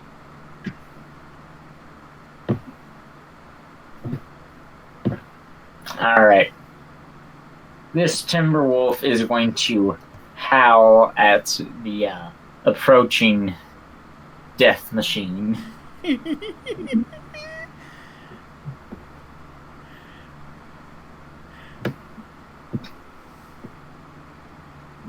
And it's Jean's turn as it reserves everything for dodge.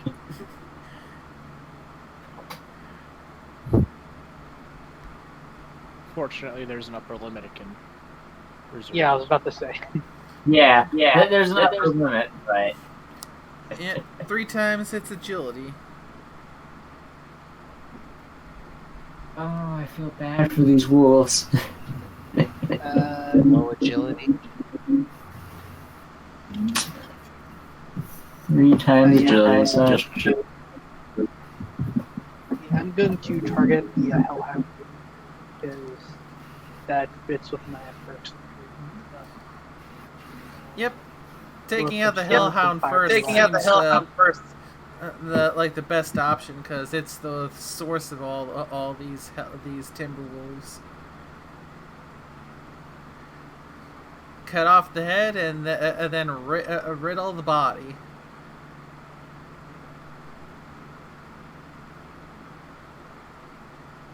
Or in our case, turn the head to Last chunky salsa. alright, let's see. 52 versus 100, 64 versus 175.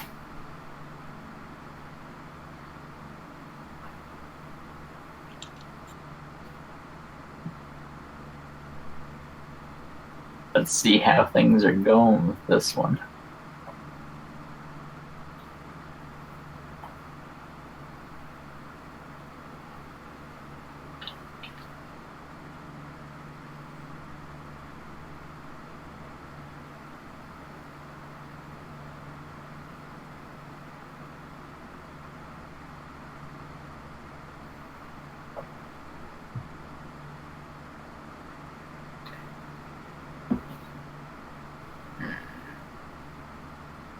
Does my last one hit?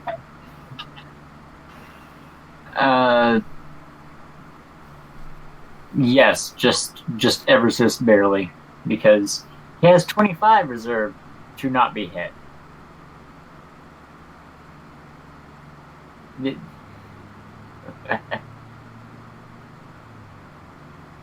74, 70, and 82.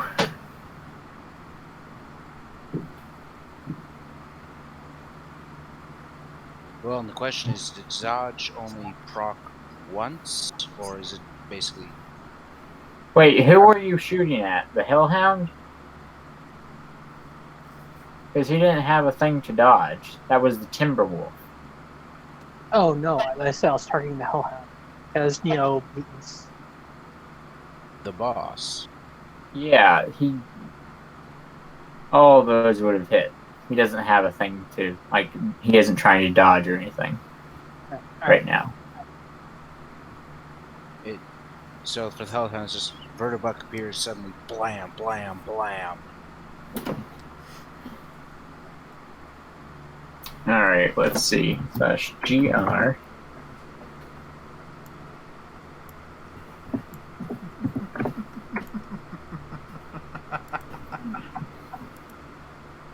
Alright. SGR D2 minus D2.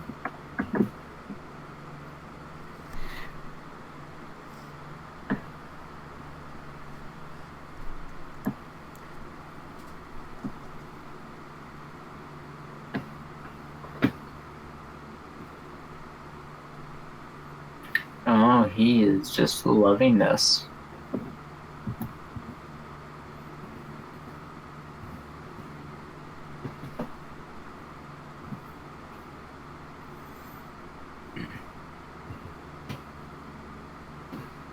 He is very much alive still. Not for long. Alright. What else are you doing, Gene? If anything. Yeah, that's all in the matter. Alright.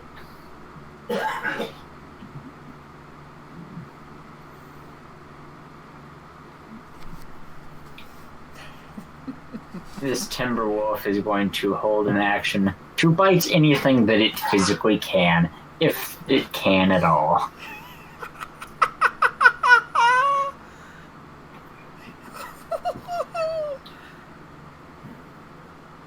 Let's see. On to the man himself. Dog himself. Indeed.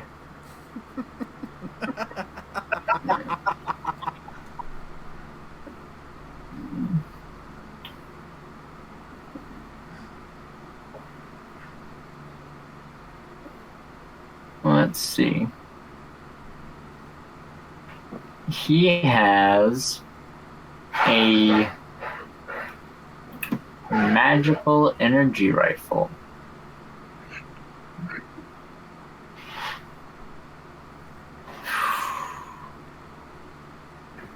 And he's going to take a few shots with it at the approaching vertibird.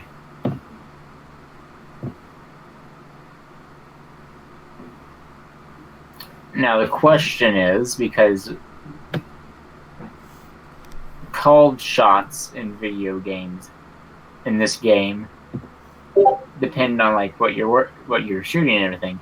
What would a called shot for one of the like guns on this be technically, if he did? If he's aiming for one of the mounted guns, they say they're smaller than a pony, but larger than a radroach. I'd say size -1, which, depending on his size, would incur different penalties. He is the size of an, he is size, which I can look at right now because it's on this token. I've got the size chart in front of me for those penalties, so if you just let me know. Size 1. Okay, so to hit, he would have a -30 to hitting the guns. -30 to hit the guns. He is aiming for the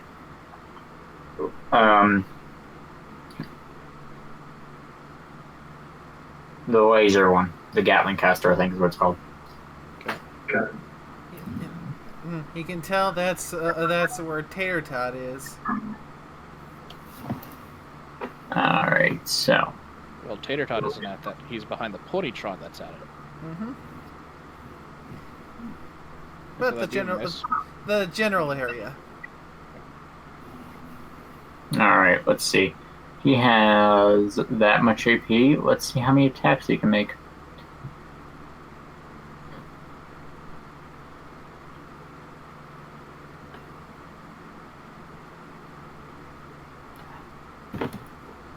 Hmm.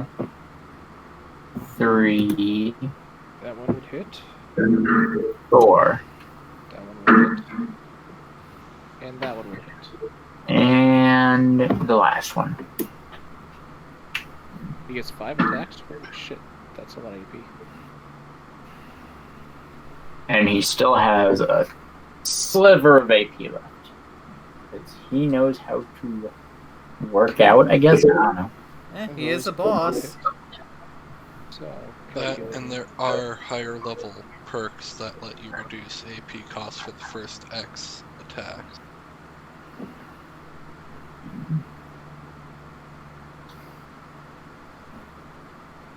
And the remaining things that he will be doing.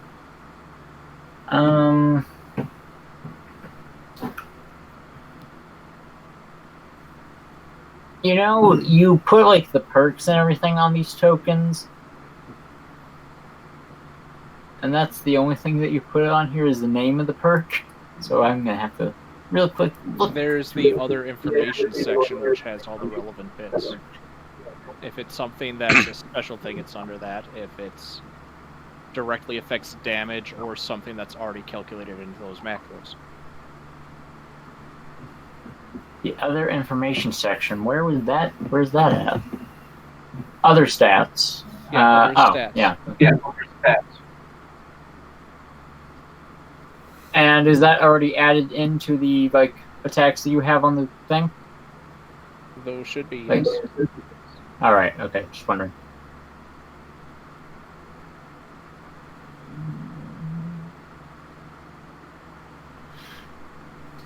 Also, a quick question: was there any kind of penalty to hit for him for the distance? It is a long range weapon, so no. I don't think so. All right.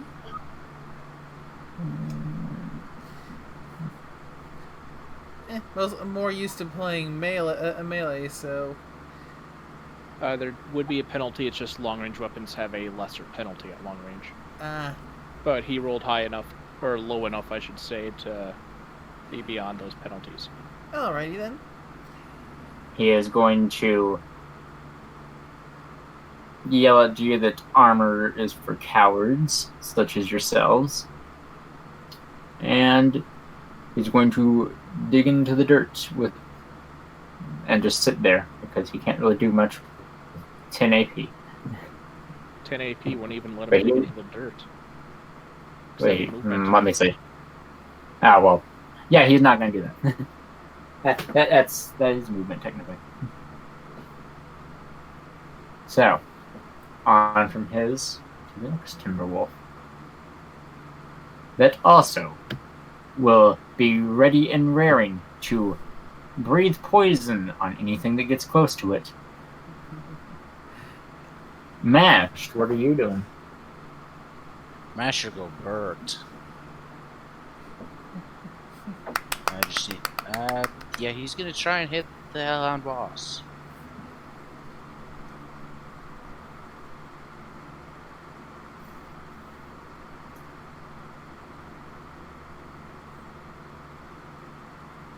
Haha, vertibird go bird.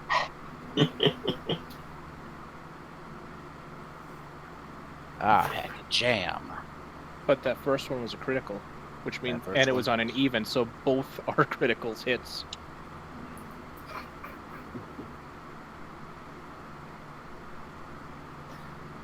Oh.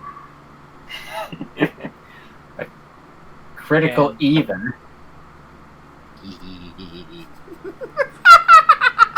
And what weapon is this using?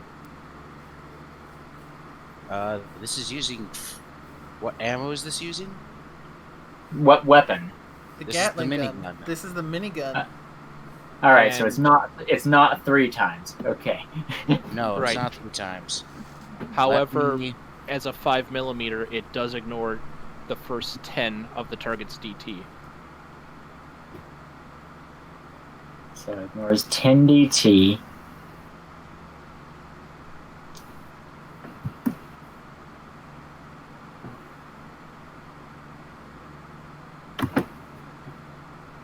Math. Do you want me to just add them all up for you real quick? I'm currently getting it all. It's just taking a moment.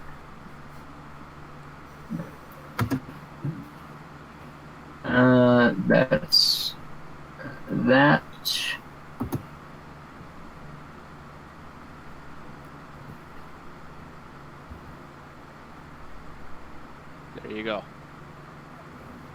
past that 99, it would have jammed, and the attacks after it would have happened.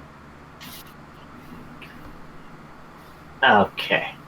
So, technically, 5 hits, but added all together, it just ignores 50 DT if I added all of its DT together 5 times. So, let's see what this does damage-wise.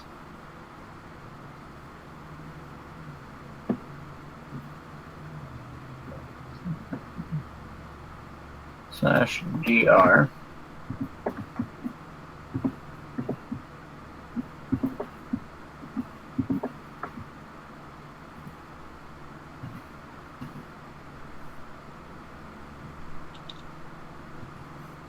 Okay.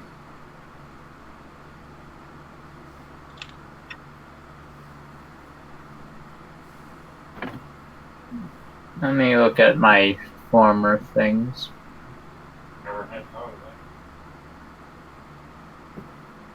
He took a little bit of damage. But not absurd amounts. So, on to the next one. Let's see, what can you do, little fella? If anything.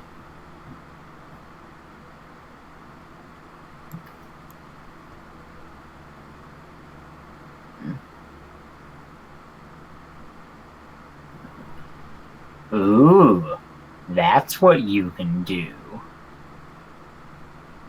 Shock. Yeah, amazing. I'm shocked. Shocked. Well, not that Well, shocked.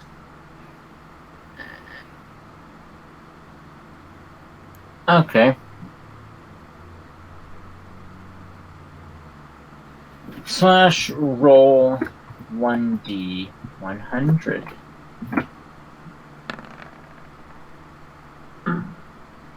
The timber wolf disappears.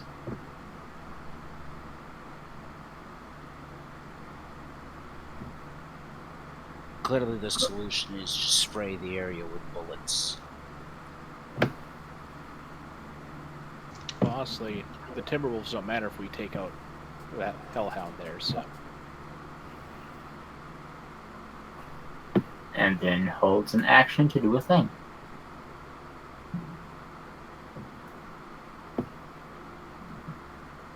Now the big boy.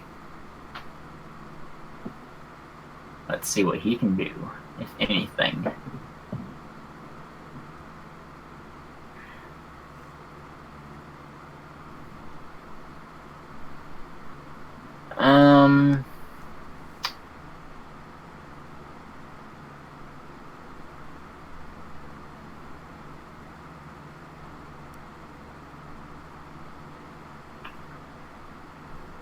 Let me see what I have near him on the map.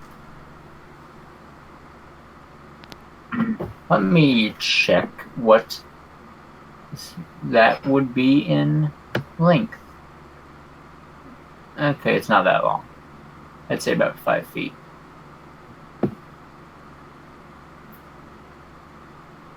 Big ol' wolfy boy is going to pick up a rock in his mouth and yeet it at the vertibird.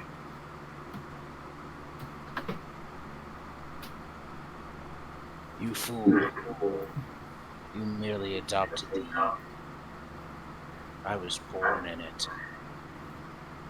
Slash roll 1d 100.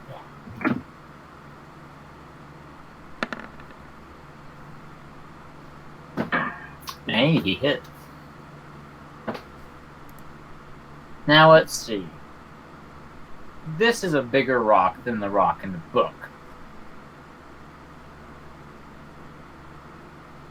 This is a rock from the book, but for Timberwolves. Let's see what's the damage of the rock in this book. Let me look at that real quick. That is a melee weapon. It does the same as the because it's a thrown option.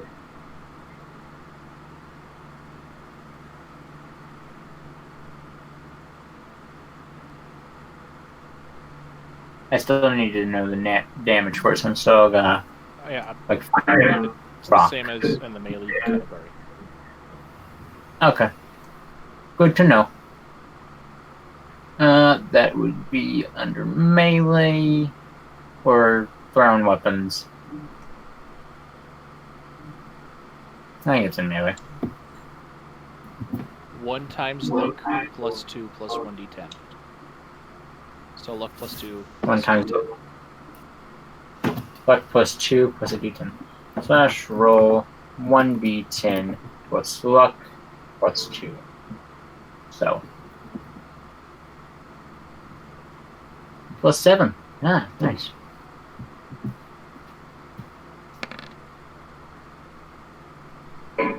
Hmm. Roll that. The vertibird. Oh. I doubt that'll get past its DT. Yeah, it's not. Tink. You guys hear something? All I hear is the ringing in my ears. Because the DT of these vehicles and whatnot is pretty high. I don't remember what I gave the car. I gave it something, though. But I think I gave the vertibird 50 DT because it is a vehicle. A heavily armored vehicle.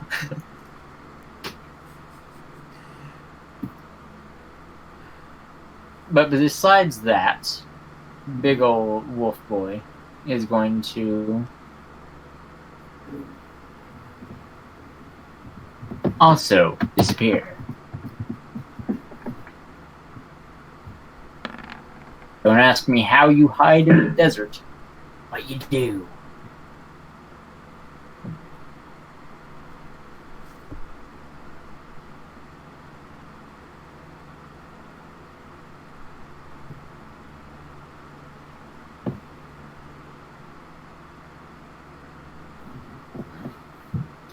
Oak-hide Timberwolf. This dude is gonna do a do, and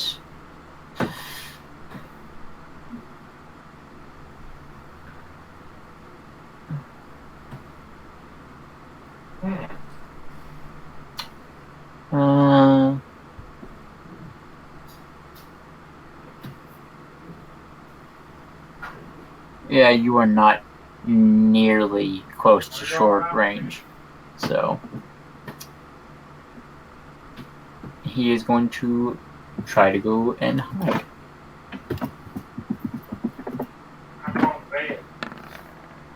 Alright. Timberwolf disappears.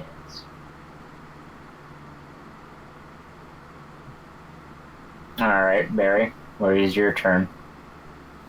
Well, since I'm just flying the thing, I'm going to reserve an action to to move and readjust the vertibuck if need be. Alright. I'm gonna say, like, moving vertibug is going to be, like, your normal movement times 2. So, like, move it because it is a big, unwieldy object. That's what I'm gonna say for that, okay? Mm-hmm. Misty, what is you doing? Providing support.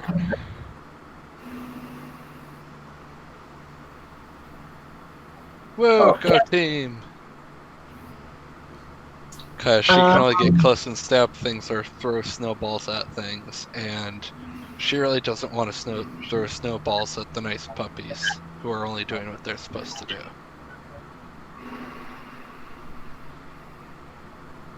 I'm trying to think math. How tall is the average tree? Like... Depends on the species of tree. They vary. Yeah. Well, this is a tree in a desert, basically. So...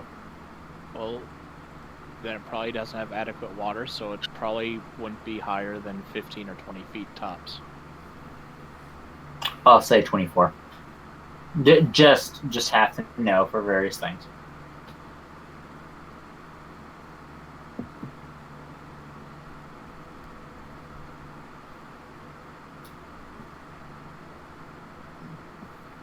Tattertots.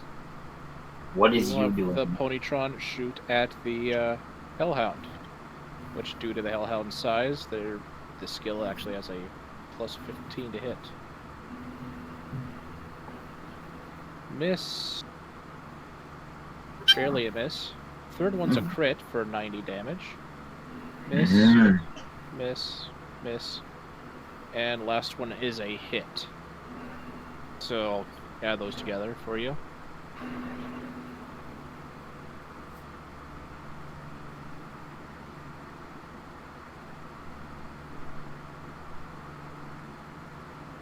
$148, if I know my math right. Hey, I did. Ignoring 2dt, not 3dt, sorry. Yeah, it's fine. So, 3 hits, ignores 2dt.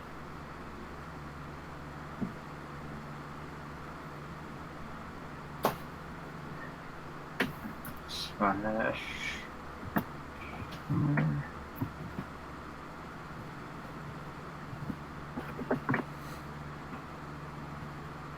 That's that. Okay.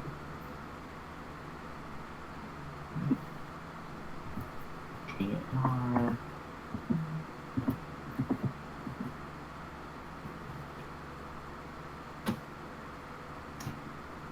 It has been hurted.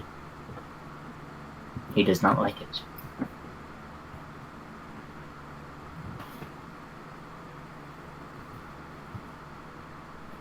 Alright, and then Tater Tot will use his remaining AP to unjam the minigun for Masher.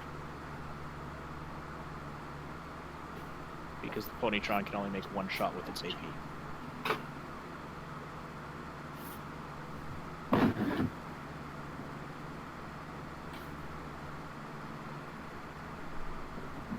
This Timberwolf is gonna run up over here. And now, I'm going to see if I can somehow bullshit my way through this with good rolls.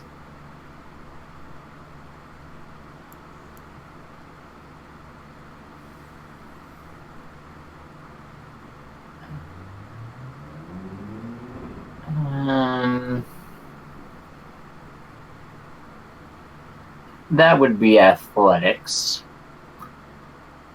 Technically.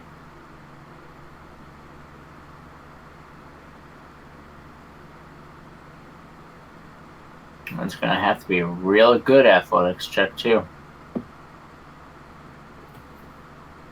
Slash roll 1d100. That is not good. Ruh-roh.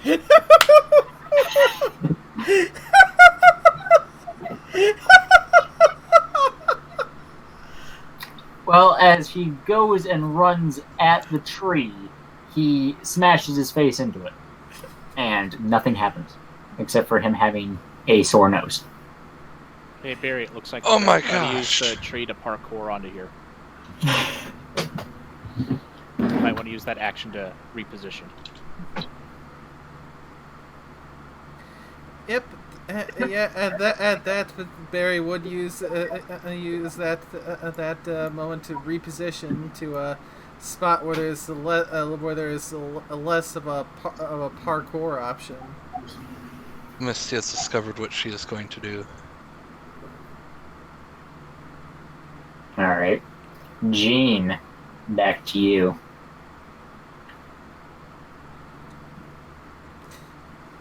So we can assume that the vertibug is no longer close enough to where you could jump from a tree to reach it. Yeah, just go another 15, 20 feet in the air.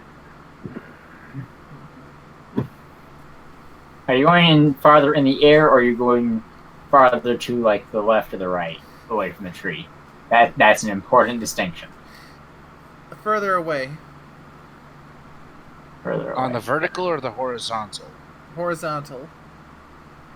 I just suggest getting a little bit more vertical too.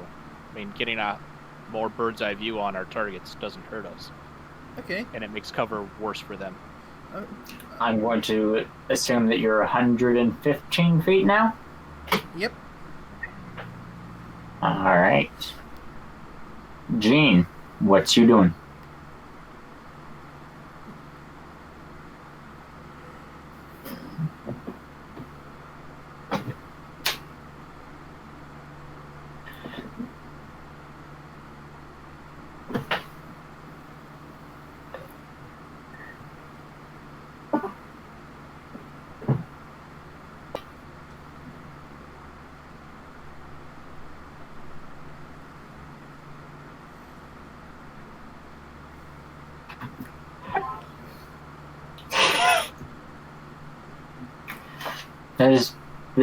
There was a big rock. Oh, you just saw what I left there. Yeah. All right, Gene, what you doing?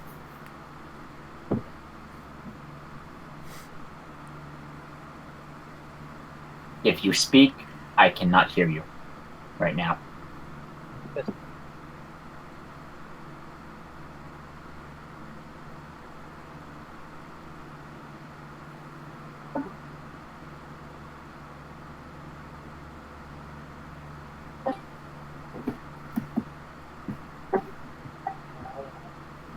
All right, that's good.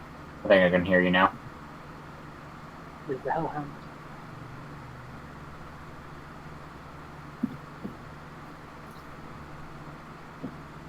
Can you try to speak up? I think it might be Discord being dumb, but Is the hellhound still up?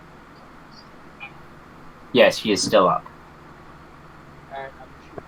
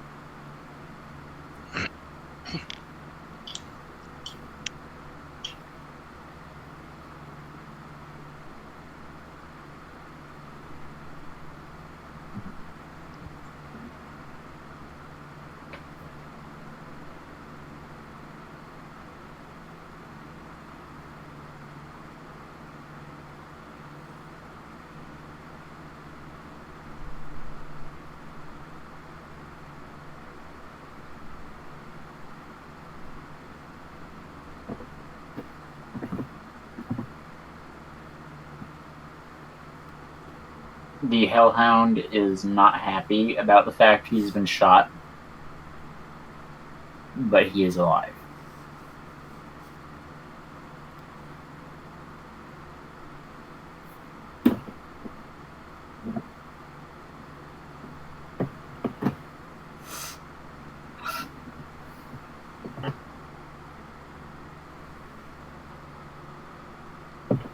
The Timberwolf will approach where you all are at, eye you down, and angrily growl at the death machine.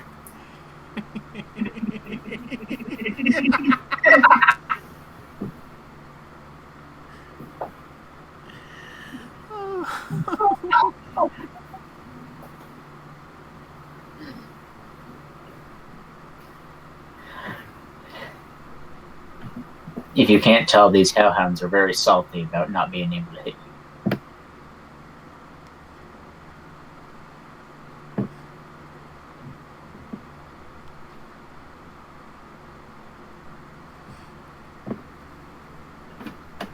One, 2, 3, 4 against the Gatling caster again. Glitch is on the third. And that If he second one missed, that first one would have hit. Second one missed. First one hit. And if he glitched on the third, then he wanted to fire the fourth. So that gives me a little bit more AP to work with. Because he isn't a burst or rapid fire weapon. I just like to roll them all at once. Which it is 30 AP to unjammo weapon or unglitch again.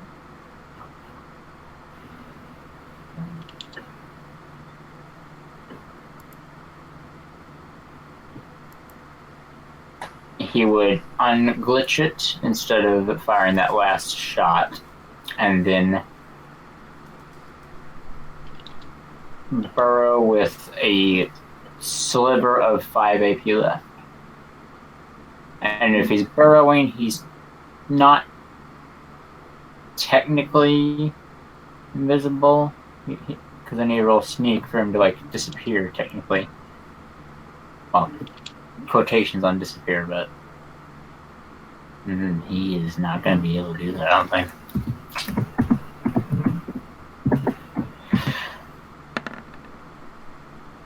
No, he is blindingly obvious as a hump of dirt is moved as he snakes across the ground. But he is underground, so.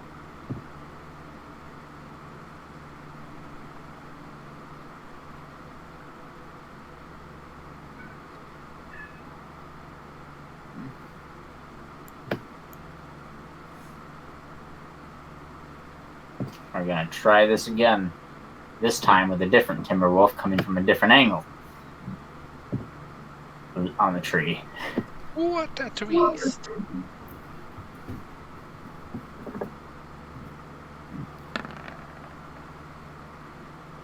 Oh, that might actually have worked. Yeah, but at the same time, we moved not just higher, but farther away from the trees. So the trees I'm are. hoping for a critical. Is what I'm hoping for with this, and I haven't got it yet. But no, that's too high. Still.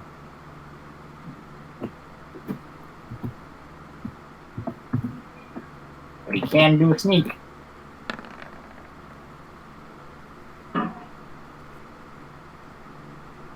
And Timberwolf disappears. Alright, Mashed, it's your turn. And for the Timberwolves that are in hiding, you'll have to ping the area that you're shooting at, that you think that there might be one, in order to shoot it, okay? Okay. Well, since Tater Tot was kind enough to unjam the gun, although I could have done that my last turn if I'd remembered to actually say so. Let's see here, so boss is underground. I'm gonna agree with Tater Tot and also urge fly over that, and I will drop a grenade on him or something. And yeah. But first, this one's looking too close to the tree. Yes. We gotta go down there and borrow get some units. Or transfer this one. For one move, I mean.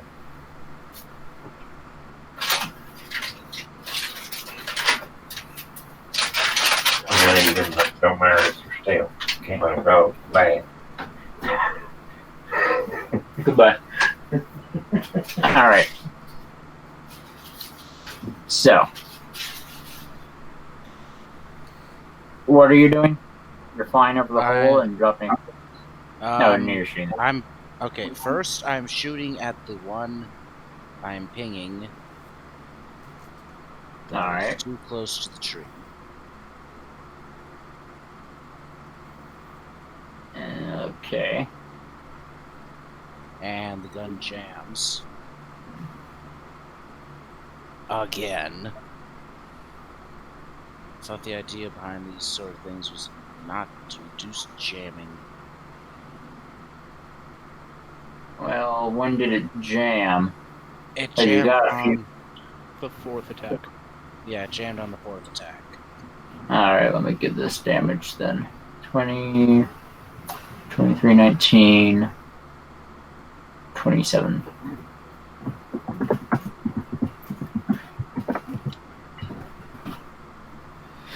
And let's see what its DT is. And you are using the normal minigun, so So each round will ignore 5 DT.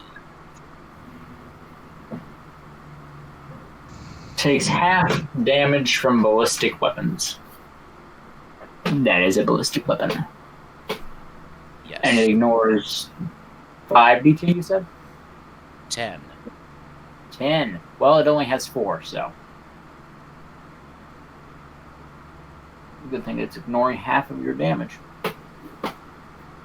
Round it up because I'm going to be generous. Are you being generous to us or the wolf? I'm going to be generous to you. I'm going to round up your all's damage for or whenever I divide it by half. Okay. And then I will reserve an action to drop a plasma grenade on the Hellhound as soon as Barry puts us over him. Alright. And I'm going to give her control of the vertibird token just to make things easier. No, because it's easier just for me to highlight and move it all at the same time because you're technically moving in unison, I think. Unless you all move your tokens to places away from it. I mean, I'm not getting out of the Vertibuck. I mean, specifically for Jean and Misty, because they're flying outside of it already anyways.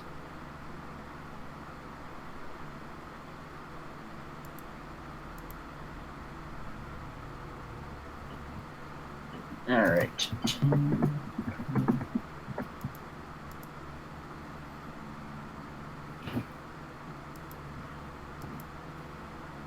That's GR.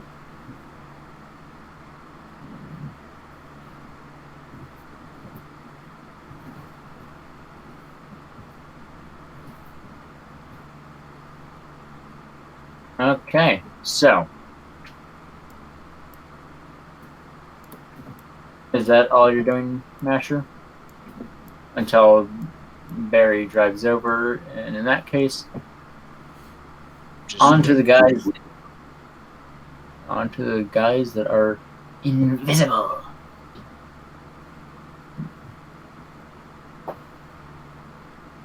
Which means I have to go to my GM info overlay to do stuff. And since they're invisible, I won't tell you if they're doing a roll or something until they do it and either fail comically or succeed expertly. I won't tell you what they're trying to do. Anyways.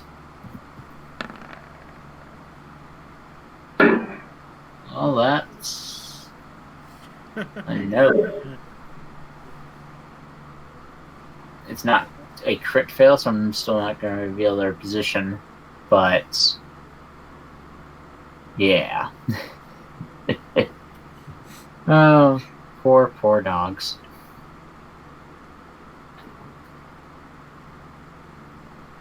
Now this one, I'm intrigued about.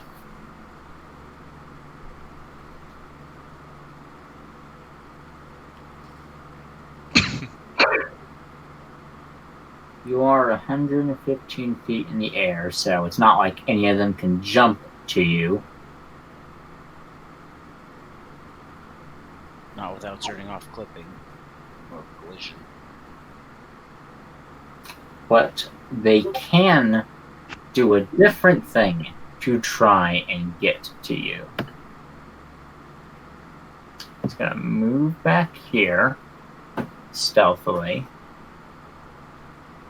do a thing, and roll a thingy-mabobber. Now the question is, yeah, that would be a strength roll to do that. Slash roll 1d10.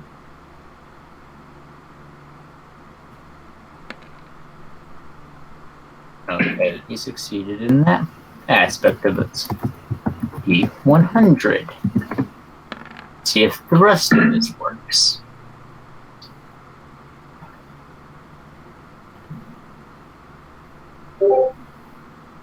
Seemingly out of nowhere,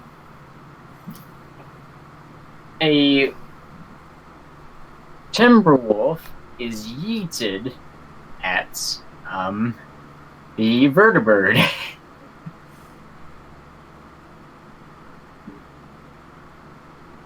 So I'm going to reveal that timberwolf real quick, as well as the one yeeting it.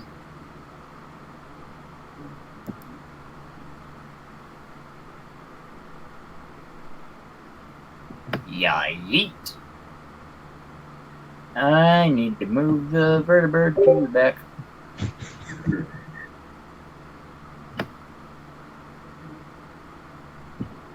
So now there's a oak-hide timberwolf on your windshield, Barry. Activate the windshield wipers.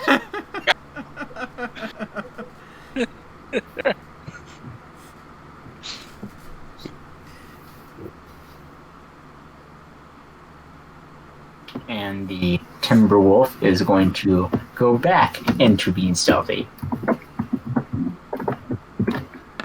One on If the it can.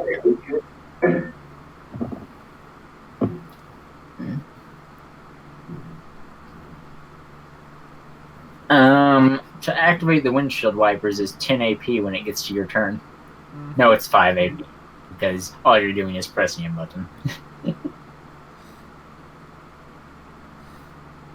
And I'll have to make checks for its either strength or agility for it to hold on to.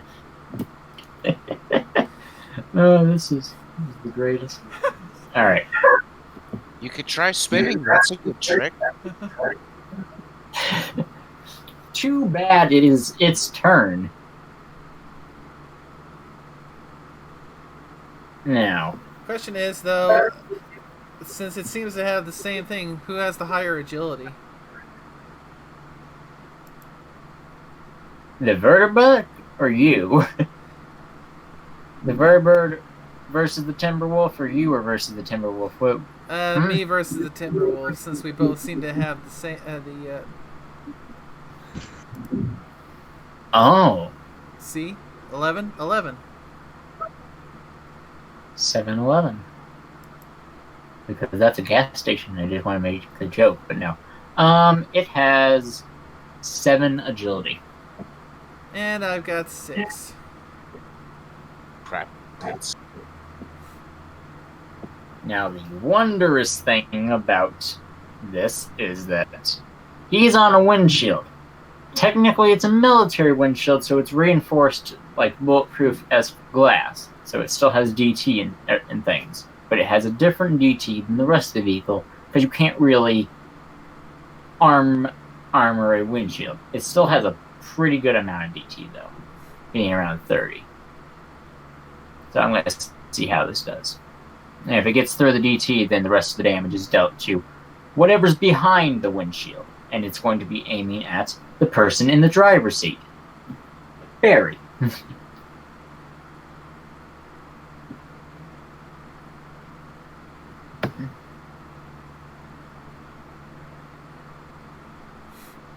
Let's see.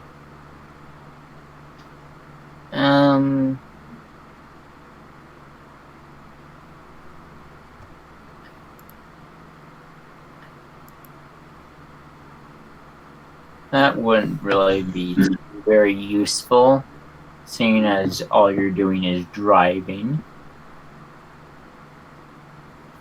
So instead I'll do this. How many times can it attack with this one? 15.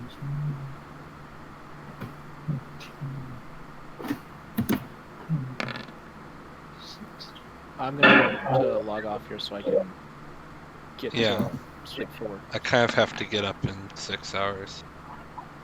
Alright, do you all want to leave it here with me finishing these attacks? This attack from this oak-hide Timberwolf, and we'll take it from the top of Barry tomorrow. Sounds good. Or not so much tomorrow, but our next stream date. Well, yeah.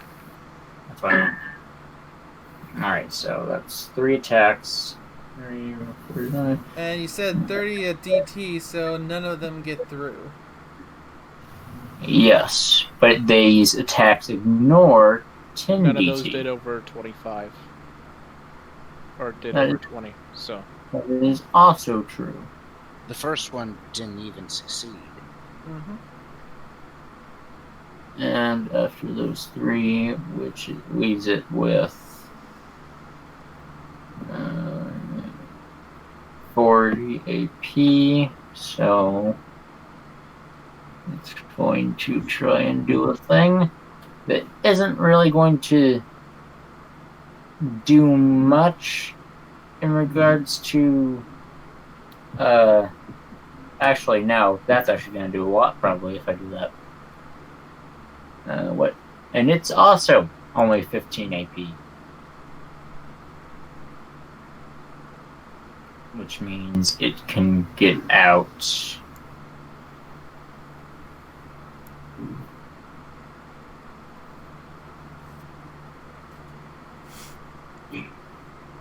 Two attacks.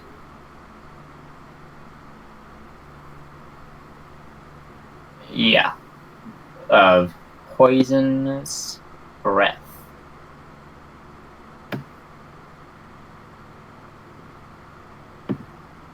It's only going to do 1 though, because doing it twice doesn't really add much. And it's going to put the rest of its AP into dodge if it gets shot at. So.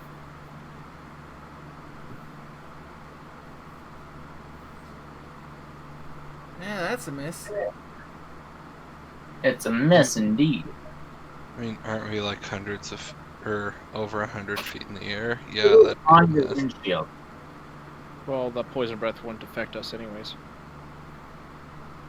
Barry's enclosed there, and we have the rotor blades, well, pushing the air right by us. It's still trying. I It's know. not succeeding, but it's trying.